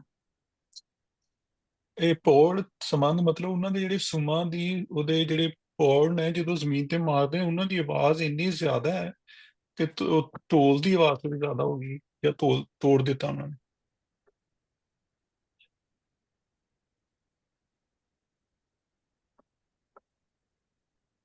ਢੋਲ ਤੇ ਵੈਸੇ ਹੀ ਹੈ ਨਾ, ਜੋਸ਼ ਦਿਵਾਉਣ ਵਾਸਤੇ ਹੈ, ਢੋਲ ਜਿਹੜਾ ਹੈਗਾ ਉਹ ਤੇ ਜੋਸ਼ ਦਿਵਾਉਣ ਵਾਸਤੇ ਨਾ, ਜੰਗਾਂ ਦੇ ਵਿੱਚ ਢੋਲ ਜਿਹੜਾ ਹੁੰਦਾ ਹੈ ਆਪਣਾ ਇੱਕ ਲੜਾਈ ਦਾ ਜਿਹੜਾ ਇੱਕ ਸਮਾਂ ਹੈਗਾ ਉਹਨੂੰ ਰਿਪਰੈਜ਼ੈਂਟ ਕਰ ਰਿਹਾ। ਢੋਲ ਤੇ ਹਰ ਜਗ੍ਹਾ ਹੁੰਦਾ ਹੈ, ਸ਼ਾਦੀ ਤੇ ਵੀ ਢੋਲ ਹੁੰਦਾ ਹੈ, ਹੁਣ ਅਟੈਕ ਕਰ ਰਹੇ ਨੇ ਉੱਥੇ ਵੀ ਢੋਲ ਵੱਜ ਰਹੇ। ਢੋਲ ਦਾ ਮਤਲਬ ਹੈਗਾ ਖਬਰ ਜਿਹੜੀ ਹੈ ਪੂਰੀ ਦੁਨੀਆ 'ਚ ਫੈਲ ਜਾਏ, ਧੁੰਮ ਜਾਏ। ਜਿਵੇਂ ਬ੍ਰੇਕਿੰਗ ਨਿਊਜ਼ ਆ ਜਿਹੜੀ ਅਸੀਂ ਇਹਨੂੰ ਕਹਿੰਦੇ ਨਾ ਬ੍ਰੇਕਿੰਗ ਨਿਊਜ਼, ਉਦੋਂ ਢੋਲ ਹੁੰਦਾ ਸੀ ਬ੍ਰੇਕਿੰਗ ਨਿਊਜ਼, ਤੇ ਸਾਰੇ ਜੱਗ ਨੂੰ ਪਤਾ ਚੱਲ ਜਾਏ ਕਿ ਮਾਣੀ ਜਿਹੜੇ ਨੇ ਨਿਕਲ ਪਏ ਨੇ ਔਰ ਪਿੱਛਾ ਸਾਹਿਬਾਂ ਨੂੰ ਫੜਨ ਵਾਸਤੇ। ਲਖਵੀਰ ਕੁਝ ਕਹਿਣਾ ਚਾਹ ਰਹੇ ਨੇ ਸ਼ਾਇਦ। ਲਖਵੀਰ ਕਹਿਣਾ ਨਹੀਂ ਚਾਹ ਨਹੀਂ ਰਹੀ ਹੈ ਮੈਂ ਕਿ ਸਿਰਫ ਚਾਹ ਰਹੇ ਨੇ? ਨਹੀਂ, ਉਹਨਾਂ ਦਾ ਉਹ ਆਈ ਮੀਨ ਓਪਨ ਹੈਗਾ ਨਾ ਉਹਨਾਂ ਦਾ ਮਾਈਕ, ਮੈਂ ਕਿਹਾ ਸ਼ੀ ਮੇਬੀ ਕੁਝ ਕਹਿ ਤੁਸੀਂ ਰਹੇ ਉਹਨਾਂ ਨੇ। ਦਾ ਜੈਂਡਰ ਹੀ ਚੇਂਜ ਕਰ ਦਿੱਤਾ। ਕਿਉਂ? ਲਖਵੀਰ ਹੈ ਉਹਨਾਂ ਦਾ ਨਾਮ। ਨਹੀਂ ਤੁਸੀਂ ਕਹਿੰਦੇ ਕਹਿਣਾ ਚਾਹ ਰਹੇ ਨੇ, ਮੈਂ ਕਿਹਾ ਕਹਿਣਾ ਚਾਹ ਰਹੀ ਨੇ ਕਿ ਕਹਿਣਾ ਚਾਹ ਰਹੇ ਨਹੀਂ, ਨੇ? ਅਸੀਂ ਇਦਾਂ ਹੀ ਕਹਿੰਦੇ ਆ। ਅੱਛਾ ਅੱਛਾ ਹਾਂ, ਸਾਡੇ ਚੱਲਦਾ ਹੈ, ਮੈਂ ਸਾਡੇ ਵੀ ਚੱਲਦਾ ਹੈ। ਇਹ ਅਸੀਂ ਇੱਜ਼ਤ ਦੇ ਰਹੇ ਹਾਂ ਉਹਨਾਂ ਦੀ ਅੱਛਾ ਅੱਛਾ ਅੱਛਾ, ਠੀਕ ਪੜ੍ਹਾਈ ਹੈ ਨੂੰ। ਉਹਨਾਂ ਦੀ ਠੀਕ। ਪੜ੍ਹਾਈ ਨੂੰ ਅਸੀਂ ਇੱਜ਼ਤ ਦੇ ਰਹੇ ਹਾਂ, ਹੈ ਤੇ ਸਾਡੀ ਛੋਟੀ ਭੈਣ। ਹਾਂ ਮੈਂ ਹੀ ਕਿਹਾ ਤੁਹਾਡੇ ਤੋਂ ਛੋਟੀ ਹੈ। ਨਹੀਂ ਨਹੀਂ, ਅਸੀਂ ਉਹਨਾਂ ਦੀ ਜ਼ਿਹਨੀਅਤ ਨੂੰ ਇੱਜ਼ਤ ਦੇ ਰਹੇ ਹਾਂ। ਚਲੋ ਦੱਸੋ ਜੀ ਡਾਕਟਰ ਸਾਹਿਬਾ। ਨਹੀਂ ਨਹੀਂ, ਤੁਸੀਂ ਪਹਿਲਾਂ ਸਰ ਕੰਪਲੀਟ ਕਰੋ, ਮੈਂ ਸੁਣ ਰਹੀ ਸੀ। ਕੰਪਲੀਟ ਹੋ ਗਿਆ ਕਿ ਨਹੀਂ? ਅਸੀਂ ਪੜ੍ਹ ਚੱਲ ਲੈਣੇ ਰਿਹਾ। ਸਾਰੇ ਬੰਦ, 130 ਤੱਕ ਹੀ ਪੜ੍ਹਨੇ ਸੀ, ਪੜ੍ਹ ਲੈਣੇ। ਹਾਂ, ਇੱਕ ਉਹਨਾਂ ਦਾ ਕੰਪਲੀਟ ਹੋ ਗਿਆ। ਬੋਲੋ ਤੁਸੀਂ। ਨਹੀਂ ਕੁਝ ਨਹੀਂ, ਮੈਨੂੰ ਤਾਂ ਤੁਹਾਡੇ ਸਾਰਿਆਂ ਦੀ ਕੰਪਨੀ ਅੱਛੀ ਲੱਗ ਰਹੀ ਸੀ, ਮੈਂ ਇਸ ਕਰਕੇ ਜੁਆਇਨ ਕਰਿਆ ਸੀ। ਤੁਹਾਡੀ ਪੰਜਾਬੀ ਅੱਛੀ ਹੈ ਸਾਰਿਆਂ ਦੀ। ਮੈਂ ਆਖਰੀ ਦੋ ਜਿਹੜੇ ਮਿਸਲੇਨੀਅਸ ਮੈਨੂੰ ਲੱਗਦਾ ਹੈ ਥੋੜਾ ਜਿਹਾ ਜ਼ੁਬੈਰ ਸਾਹਿਬ ਕਿ ਵੀ ਅਸੀਂ ਨਾ ਇਹਨਾਂ ਨੇ ਜਿਹੜਾ ਲਿਖਿਆ ਹੈ ਨਾ, we are trying to delve too deep. I think ਸਿਰਫ ਕਈ ਇਹਨਾਂ ਦੇ ਮੋਸਟ ਆਫ them ਜਿਹੜੇ ਹੁਣੇ ਕਹਾਣੀ ਜਦ ਕਹਾਣੀ ਦੇ ਵੱਲ ਆਉਂਦੇ ਨੇ ਤੇ ਮੋਸਟਲੀ ਜਸਟ ਡਿਸਕ੍ਰਿਪਟਿਵ ਹੀ ਨੇ। ਆਈ ਡੋਂਟ ਥਿੰਕ ਦੇਰ ਕਿ ਬੜੀ ਕੋਈ ਇਹਨਾਂ ਦੀ ਹਿਡਨ ਮੀਨਿੰਗਸ ਨੇ ਇਹਨਾਂ ਜਿਹੜੇ ਕਈ ਬੰਦ ਜਿਹੜੇ ਆਪਾਂ ਪੜ੍ਹੇ ਨੇ ਪਿੱਛੇ ਪਿੱਛੇ। Some of them are just totally descriptive। ਉਹ ਕਹਾਣੀ ਨੂੰ ਸਿਰਫ ਅੱਗੇ ਵਧਾ ਰਹੇ ਨੇ। Is it true? ਔਰ ਮਤਲਬ ਹਰ ਇੱਕ ਦੇ ਪਿੱਛੇ ਕੋਈ ਹਿਡਨ ਮੀਨਿੰਗ ਨਹੀਂ ਹੈਗਾ। ਉਹ ਤੁਸੀਂ ਹੁਣ ਵਾਰਿਸ ਸ਼ਾਹ ਪੜ੍ਹ ਲਿਆ ਨਾ, ਤੇ ਹੁਣ ਤੁਹਾਨੂੰ ਦੂਜਾ ਕਿੱਥੇ ਚੰਗਾ ਲੱਗਣਾ ਹੈ? ਉਹੀ ਤਾਂ ਪ੍ਰੋਬਲਮ ਹੈ। ਇਹ ਦੇਖੋ ਜਿਹੜਾ ਹੈ ਜੋ ਦੁਨੀਆ ਦਾ ਜਿਹੜਾ ਵੀ ਜਿੰਨਾ ਵੀ ਲਿਟਰੇਚਰ ਹੈ ਨਾ, ਉਸ ਮੁxtਲਿਫ ਸ਼ਾਇਰ ਨੇ ਨਾ। ਹੁਣ ਅੰਗਰੇਜ਼ੀ ਤੁਸੀਂ ਲੈ ਲਓ, ਸ਼ੇਕਸਪੀਅਰ ਵੀ ਬੈਠਾ ਹੈ ਤੇ ਜੌਨ ਕੀਟਸ ਵੀ ਹੈ ਤੇ ਮਿਲਟਨ ਵੀ ਹੈ, ਤੇ ਇਸ ਤਰ੍ਹਾਂ ਇੱਕ ਸ਼ਾਇਰ ਹੈ ਪੰਜਾਬ ਦਾ, ਉਹਨੇ ਆਪਣੇ ਹਿਸਾਬ ਨਾਲ ਦੋ ਤਿੰਨ ਗੱਲਾਂ ਜਿਹੜੀਆਂ ਨੇ ਇੰਪੋਰਟੈਂਟ ਹੈਗੀਆਂ ਨੇ ਕਿ ਇਹ ਕਿੱਸਾ ਉਹਨੇ ਉਦੋਂ ਲਿਖਿਆ ਜਦੋਂ ਮੇਰਾ ਔਰੰਗਜ਼ੇਬ ਦਾ ਵਾਰਾ ਸੀ। ਔਰੰਗਜ਼ੇਬ ਚੱਲ ਰਿਹਾ ਸੀ ਔਰ ਬੜਾ ਸਖਤ ਕਿਸਮ ਦਾ ਉਹ ਵੇਲਾ ਸੀ ਪੰਜਾਬ ਦੇ ਉੱਤੇ ਵੀ ਔਰ ਪੂਰੇ ਹਿੰਦੁਸਤਾਨ ਦੇ ਵਿੱਚ। ਔਰ ਉਹਦੇ ਰਿਵੋਲਟ ਤੋਂ ਹੀ ਸਾਰੀ ਉਹ ਜਿਹੜੀ ਮੂਵਮੈਂਟ ਹੈ ਅੱਗੇ ਕਿਸਾਨ ਲਹਿਰ ਜਿਹੜੀ ਨਿਕਲੀ, ਉਹਦੇ ਚ ਉਹਨੇ ਇੰਨੇ ਜ਼ਿਆਦਾ ਟੈਕਸੇਸ਼ਨ ਕਰ ਦਿੱਤੀ ਸੀ। ਔਰ ਫਿਰ ਧਰਮ ਦੀ ਬੜੀ ਸੌੜੀ ਉਹਨੇ ਬੜਾ ਲਾਤਾ ਸੀ, ਗੈਰ ਮੁਸਲਿਮ ਤੇ ਜਜ਼ੀਆ ਔਰ ਮੌਲਵੀ ਔਰ ਸਾਰਾ ਕਲੈਰਚੀ। ਸੁਲਤਾਨ ਬਾਹੂ ਪੜੋ, ਪਤਾ ਲੱਗਦਾ ਹੈ ਕਿੰਨਾ ਜ਼ਿਆਦਾ ਸੀ। ਤੇ ਇਹ ਕਿੱਸੇ ਵਿੱਚ ਵੀ ਥੋੜੀ ਜਿਹੀ ਜਿਹੜੀ ਹੈ ਸਖਤੀ ਜਿਹੀ ਹੈ ਮੈਨੂੰ ਨਜ਼ਰ ਆਉਂਦੀ ਹੈ, ਸਖਤੀ ਹੈ। ਖਾਸ ਤੌਰ ਤੇ ਜਿਵੇਂ ਮਿਰਜ਼ੇ ਨੂੰ ਵੀ ਮਾਰ ਦਿੰਦੇ ਨੇ ਉਹਦੇ ਭਰਾ, ਉਹਨੂੰ ਸਾੜ ਕੇ ਮਾਰਦੇ ਨੇ। ਔਰ ਇਹਦੇ ਗਲ ਵਿੱਚ ਕੱਪੜਾ ਜਿਹੜਾ ਨਾ ਪਾ ਕੇ ਇਹਦਾ ਮਣਕਾ ਤੋੜ ਦਿੰਦੇ ਨੇ ਸਾਹਿਬਾ ਦਾ। ਅੱਗੇ ਜਾ ਕੇ ਜਦੋਂ ਅਸੀਂ ਪੜਾਂਗੇ ਇਟ ਇਜ਼ ਵੈਰੀ ਬਰੂਟਲ, ਬੜਾ ਹੈ ਇਹ ਸਾਰਾ ਬੜਾ ਖੌਫਨਾਕ ਹੈ। ਬਾਕੀ ਕਿੱਸਿਆਂ ਦੇ ਵਿੱਚ ਇੰਨਾ ਵਾਇਲੈਂਸ ਨਹੀਂ ਹੈਗਾ, ਇੰਨਾ ਤਸ਼ੱਦਦ ਨਹੀਂ ਹੈ ਜਿੰਨਾ ਇਸ ਕਿੱਸੇ ਵਿੱਚ ਹੈ। ਔਰ ਉਹਦੀ ਮੈਨੂੰ ਤੇ ਇਹੀ ਸਮਝ ਆਉਂਦੀ ਹੈ ਕਿ ਉਹ ਵੇਲਾ ਹੀ ਬੜਾ ਜਿਹੜਾ ਸੀ ਵਾਇਲੈਂਸ ਦਾ ਸੀ, ਜਿਹਦੇ ਵਿੱਚ ਉਹ ਇਹ ਕਿੱਸਾ ਲਿਖ ਰਿਹਾ ਸੀ ਕਿ ਜਿਹੜੀ ਜਦੋਂ ਇਕਨੋਮਿਕ ਜਿਹੜੀ ਹੈ ਜਿਹੜੀ ਸੌੜ ਆਉਂਦੀ ਹੈ, ਜਿਹੜਾ ਇਕਨੋਮਿਕਲੀ ਲੋਕੀ ਜਿਹੜੇ ਤੰਗ ਪੈ ਜਾਂਦੇ ਨੇ, ਤੇ ਉਹ ਕਲਚਰ ਦੇ ਵਿੱਚ ਉਹ ਰਹਿਣ ਸਹਿਣ ਦੇ ਵਿੱਚ ਵੀ ਉਹ ਰਿਫਲੈਕਟ ਹੋ ਜਾਂਦੀ ਹੈ। ਉਹ ਸੌੜ ਜਿਹੜੀ ਹੈ ਉਹ ਤੰਗ ਨਜ਼ਰੀ ਜਾਂ ਤਸਬ ਪ੍ਰੈਜੁਡਿਸ ਜਿਹੜੇ ਨੇ ਜਾਂ ਉਸ ਜ਼ਮਾਨੇ 'ਚ ਜ਼ਿਆਦਾ ਹੋ ਗਏ ਸਨ। ਕਿਉਂਕਿ ਅਸੀਂ ਦੇਖਦੇ ਹਾਂ ਕਿ ਹੀਰ ਦੇ ਮਾਪਿਆਂ ਨੂੰ ਵੀ ਸਭ ਕੁਝ ਪਤਾ ਹੁੰਦਾ ਹੈ, ਵਾਰਿਸ ਸ਼ਾਹ ਦੀ ਹੀਰ, ਦਮੂਦਰ ਦੀ ਹੀਰ 'ਚ, ਲੇਕਿਨ ਚੂਚਕ ਕੋਈ ਨਹੀਂ ਉਹਨੂੰ ਜਿਹੜਾ ਹੈ ਉਹਦੀ ਸਪੇਸ ਦਿੱਤੀ ਜਾਂਦੀ ਹੈ, ਗੱਲ ਕੀਤੀ ਜਾਂਦੀ ਹੈ। ਇੱਥੇ ਕੋਈ ਸਪੇਸ ਨਹੀਂ ਦੇ ਰਿਹਾ ਜਿਹੜੀ ਸੁਸਾਇਟੀ ਹੈ। ਨਾ ਮਿਰਜ਼ੇ ਨੂੰ ਕੋਈ ਸਪੇਸ ਦਿੰਦੇ ਨੇ, ਨਾ ਸਾਹਿਬਾਂ ਨੂੰ ਦਿੰਦੇ ਨੇ। ਇਹ ਵੀ ਹੋ ਸਕਦਾ ਸੀ ਮਿਰਜ਼ੇ ਨੂੰ ਕਹਿੰਦੇ ਨੱਠ ਜਾ ਤੂੰ, ਸਾਹਿਬਾਂ ਨੂੰ ਲੈ ਕੇ ਵਾਪਸ ਆ ਜਾਂਦੇ, ਲੇਕਿਨ ਉਹਨਾਂ ਨੇ ਨਹੀਂ ਕੀਤਾ ਹੈ, ਮਾਰ ਦਿੰਦੇ ਨੇ ਦੋਵਾਂ। ਇਹ ਸਾਰੀਆਂ ਗੱਲਾਂ ਤੁਹਾਡੇ ਸੋਚਣ ਲਈ ਵੀ ਹੈ, ਔਰ ਇਹਦੇ ਤੇ ਅਸੀਂ ਡਾਇਲੌਗ ਵੀ ਕਰਾਂਗੇ। ਤੇ ਹੋ ਇਹ ਗੱਲ ਸਕਦਾ ਜਿਵੇਂ ਇਹ ਗੱਲ ਦਿਲ ਤੁਹਾਨੂੰ ਲੱਗਦੀ ਤੁਹਾਨੂੰ ਹੋ ਸਕਦਾ ਤਗੜਾ ਕਿੱਸਾ ਨਾ ਲੱਗ ਰਿਹਾ ਹੋਵੇ, ਲੇਕਿਨ ਮੈਂ ਤੇ ਉਹਨੂੰ ਇਹਦੇ ਬਾਰੇ ਕੁਝ ਨਹੀਂ ਕਹਿ ਸਕਦਾ। ਉਹ ਹਾਫਿਜ਼ ਬਖਤਿਆਰ ਸਾਹਿਬ ਨੇ ਲਿਖਿਆ ਹੈ। ਮੈਂ ਇੱਕ ਇਹ ਛੋਟੀ ਗੱਲ ਜੀ ਇਹ ਗੱਲ ਦਿਲ ਲੱਗਦੀ ਹੈ ਕਿ ਵੀ ਉਦੋਂ ਦੀ ਜਿਹੜੀ ਇਨਫਲੈਕਸੀਬਿਲਿਟੀ ਔਰ ਉਦੋਂ ਦਾ ਜਾਬਰ ਜਿਹੜਾ ਸੀਗਾ that is being reflected, ਇਹ this makes sense। ਉਹ ਮੈਂ ਨਾ ਪੋਲੀਟੀਕਲ ਜਾਂ ਮਸਾਇਲ 130 ਸੀ, ਉਹ ਆਵਾਮ ਤਾਸੀਬ ਕਰ ਰਹੇ ਸੀ, ਉਹਨਾਂ ਦੀ ਸਾਈਕੀ ਤੇ ਅਸਰ ਕਰ ਰਹੇ ਸੀ। ਅੱਛਾ, ਮੈਂ ਨਾ ਇਹਦੇ 130 ਤੇ ਇੱਕ ਗੱਲ ਕਰਨਾ ਚਾਹ ਰਿਹਾ। ਮਾਨਿਆਂ ਦੀ ਚੜ੍ਹਤ, ਇਹਦਾ ਟਾਈਟਲ ਹੈ ਮਾਨਿਆਂ ਦੀ ਚੜ੍ਹਤ, ਕਿ ਮਾਨੇ ਚੜ੍ਹ ਗਏ ਨੇ, ਉਹਨਾਂ ਦੀ ਆਉਣ ਲੱਗੇ ਨੇ। ਤੇ ਉਹ ਜਿਹੜੀ ਆਖਰੀ ਚੜ੍ਹਤ ਹੁੰਦੀ ਹੈ ਅਟੈਕ ਕਰਨਾ, ਹਾਂਜੀ ਚੜ੍ਹਨਾ ਉਹਨਾਂ ਦਾ ਹਾਂਜੀ। ਤੇ ਉਹਦੀ ਉਹਨਾਂ ਨੇ ਜਿਹੜੀ ਤਮਸੀਲਾਂ ਪੇਸ਼ ਕੀਤੀਆਂ, ਲੱਕ ਤਰੂਟਾ ਢੋਲ ਦਾ ਮਾਰਨ ਪੋੜ ਸੰਬੰਧ, ਕਿ ਜਿਸ ਤਰ੍ਹਾਂ ਉਹ ਘੋੜਿਆਂ ਦੇ ਸੁੰਮ ਇੰਨੀ ਦੀ ਆਵਾਜ਼ ਇੰਨੀ ਜ਼ਿਆਦਾ ਹੋ ਗਈ ਹੈ ਕਿ ਢੋਲ ਜਿਹੜਾ ਉਹਦੀ ਆਵਾਜ਼ ਵੀ ਥੱਲੇ ਰਹਿ ਗਈ, ਉਹ ਟੁੱਟ ਗਿਆ। ਤੇ ਫੌਜਾਂ ਘਟਾਂ ਹਨੇਰੀਆਂ ਜਿਉਂ ਸਾਵਨ ਦੀ ਪੰਡ। ਹੁਣ ਅਮਰਜੀਤ, ਅਗਰ ਪਿੰਡ 'ਚ ਜਾਂ ਕਦੀ ਤੁਸੀਂ ਸਾਵਨ ਦੀ ਉਹ ਪੰਡ ਦੇਖੀ ਹੋਈ, ਜਦੋਂ ਬੱਦਲ ਆਉਂਦੇ ਨੇ ਨਾ ਇੱਕ ਦਫਾ, ਤੇ ਉਹ ਇੱਕ ਬਾਰਿਸ਼ ਦਾ ਇੱਕ ਫੰਡ ਤੇ ਸਾਰਿਆਂ ਨੂੰ ਸਾਨੂੰ ਪਤਾ ਹੀ, ਉਹ ਇੱਕ ਬੜੀ ਜ਼ੋਰਦਾਰ ਪਾਵਰਫੁਲ ਫੰਡ ਹੁੰਦੀ ਹੈ। ਤੇ ਉਹਦੀ ਉਹ ਤਮਸੀਲ ਜਿਹੜੀ ਦੇ ਨਾ, ਫੌਜਾਂ ਇੰਜ ਚੜੀਆਂ ਨੇ ਕਿ ਬਈ ਜਿਸ ਤਰ੍ਹਾਂ ਉਹ ਸਾਵਨ ਦੇ ਬਦਲਾਂ ਦੀ ਫੰਡ ਆਉਂਦੀ ਹੈ ਨਾ, ਕਿ ਵੀ ਉਹ ਇੰਨੇ ਜ਼ਿਆਦਾ ਸਟਰੋਂਗ ਕਤਰੇ ਹੁੰਦੇ ਨੇ। ਉਹ ਇੱਕ ਬੜੀ ਪਾਵਰਫੁਲ ਫੰਡ ਹੁੰਦੀ ਹੈ। ਉਹਦੀ ਇਹ ਜਿਹੜੀ ਤਮਸੀਲ ਕੀਤੀ ਹੈ ਨਾ ਉਹਨੇ ਮਾਹੌਲ ਦੀ, ਉਹ ਬੜੀ ਜ਼ਬਰਦਸਤ ਹੈ। ਚੜ੍ਹਤ ਸਾਡੇ ਇੱਥੇ I think if I am not mistaken, ਸਾਡੇ ਵੱਲ ਉੱਥੇ ਅਪੀਅਰੈਂਸ ਨੂੰ ਵੀ ਕਹਿੰਦੇ ਕਿ ਫਲਾਣੇ ਦੀ ਚੜ੍ਹਤ ਬਹੁਤ ਵਧੀਆ ਹੈ। ਦ ਜਾਹੋ ਜਲਾਲ, ਜਿੱਦਾਂ ਮਤਲਬ ਕਿ ਅਪੀਅਰੈਂਸ ਆਫ ਗ੍ਰੈਂਡੀਅਰ ਜਿਹੜਾ ਹੁੰਦਾ ਹੈ, ਉਹਨੂੰ ਵੀ ਚੜ੍ਹਤ ਕਹਿੰਦੇ ਨੇ ਸ਼ਾਇਦ। ਚੜ੍ਹਤ ਜਿਹੜਾ ਰਾਈਜ਼ਿੰਗ ਹੈ ਨਾ, ਰਾਈਜ਼ ਕਰਨਾ, ਉਸ ਮੈਨੇ ਚ ਵੀ ਆਉਂਦਾ ਹੈ। ਚੜ੍ਹ ਦੌੜਨਾ ਯਾਨੀ ਕਿਸੇ ਤੇ ਹਮਲਾ ਕਰਦੇ ਨੇ, ਚੜਾਈ ਕਰਦੇ ਨੇ। ਇੱਥੇ ਤੇ ਉਹ ਹੈਗਾ ਕਿ ਜਿਵੇਂ ਉਹ ਨਿਕਲੇ ਨੇ ਹਮਲਾ ਕਰਨ ਲਈ, ਚੜ੍ਹਤ ਹੈ ਉਹਨਾਂ ਦੀ।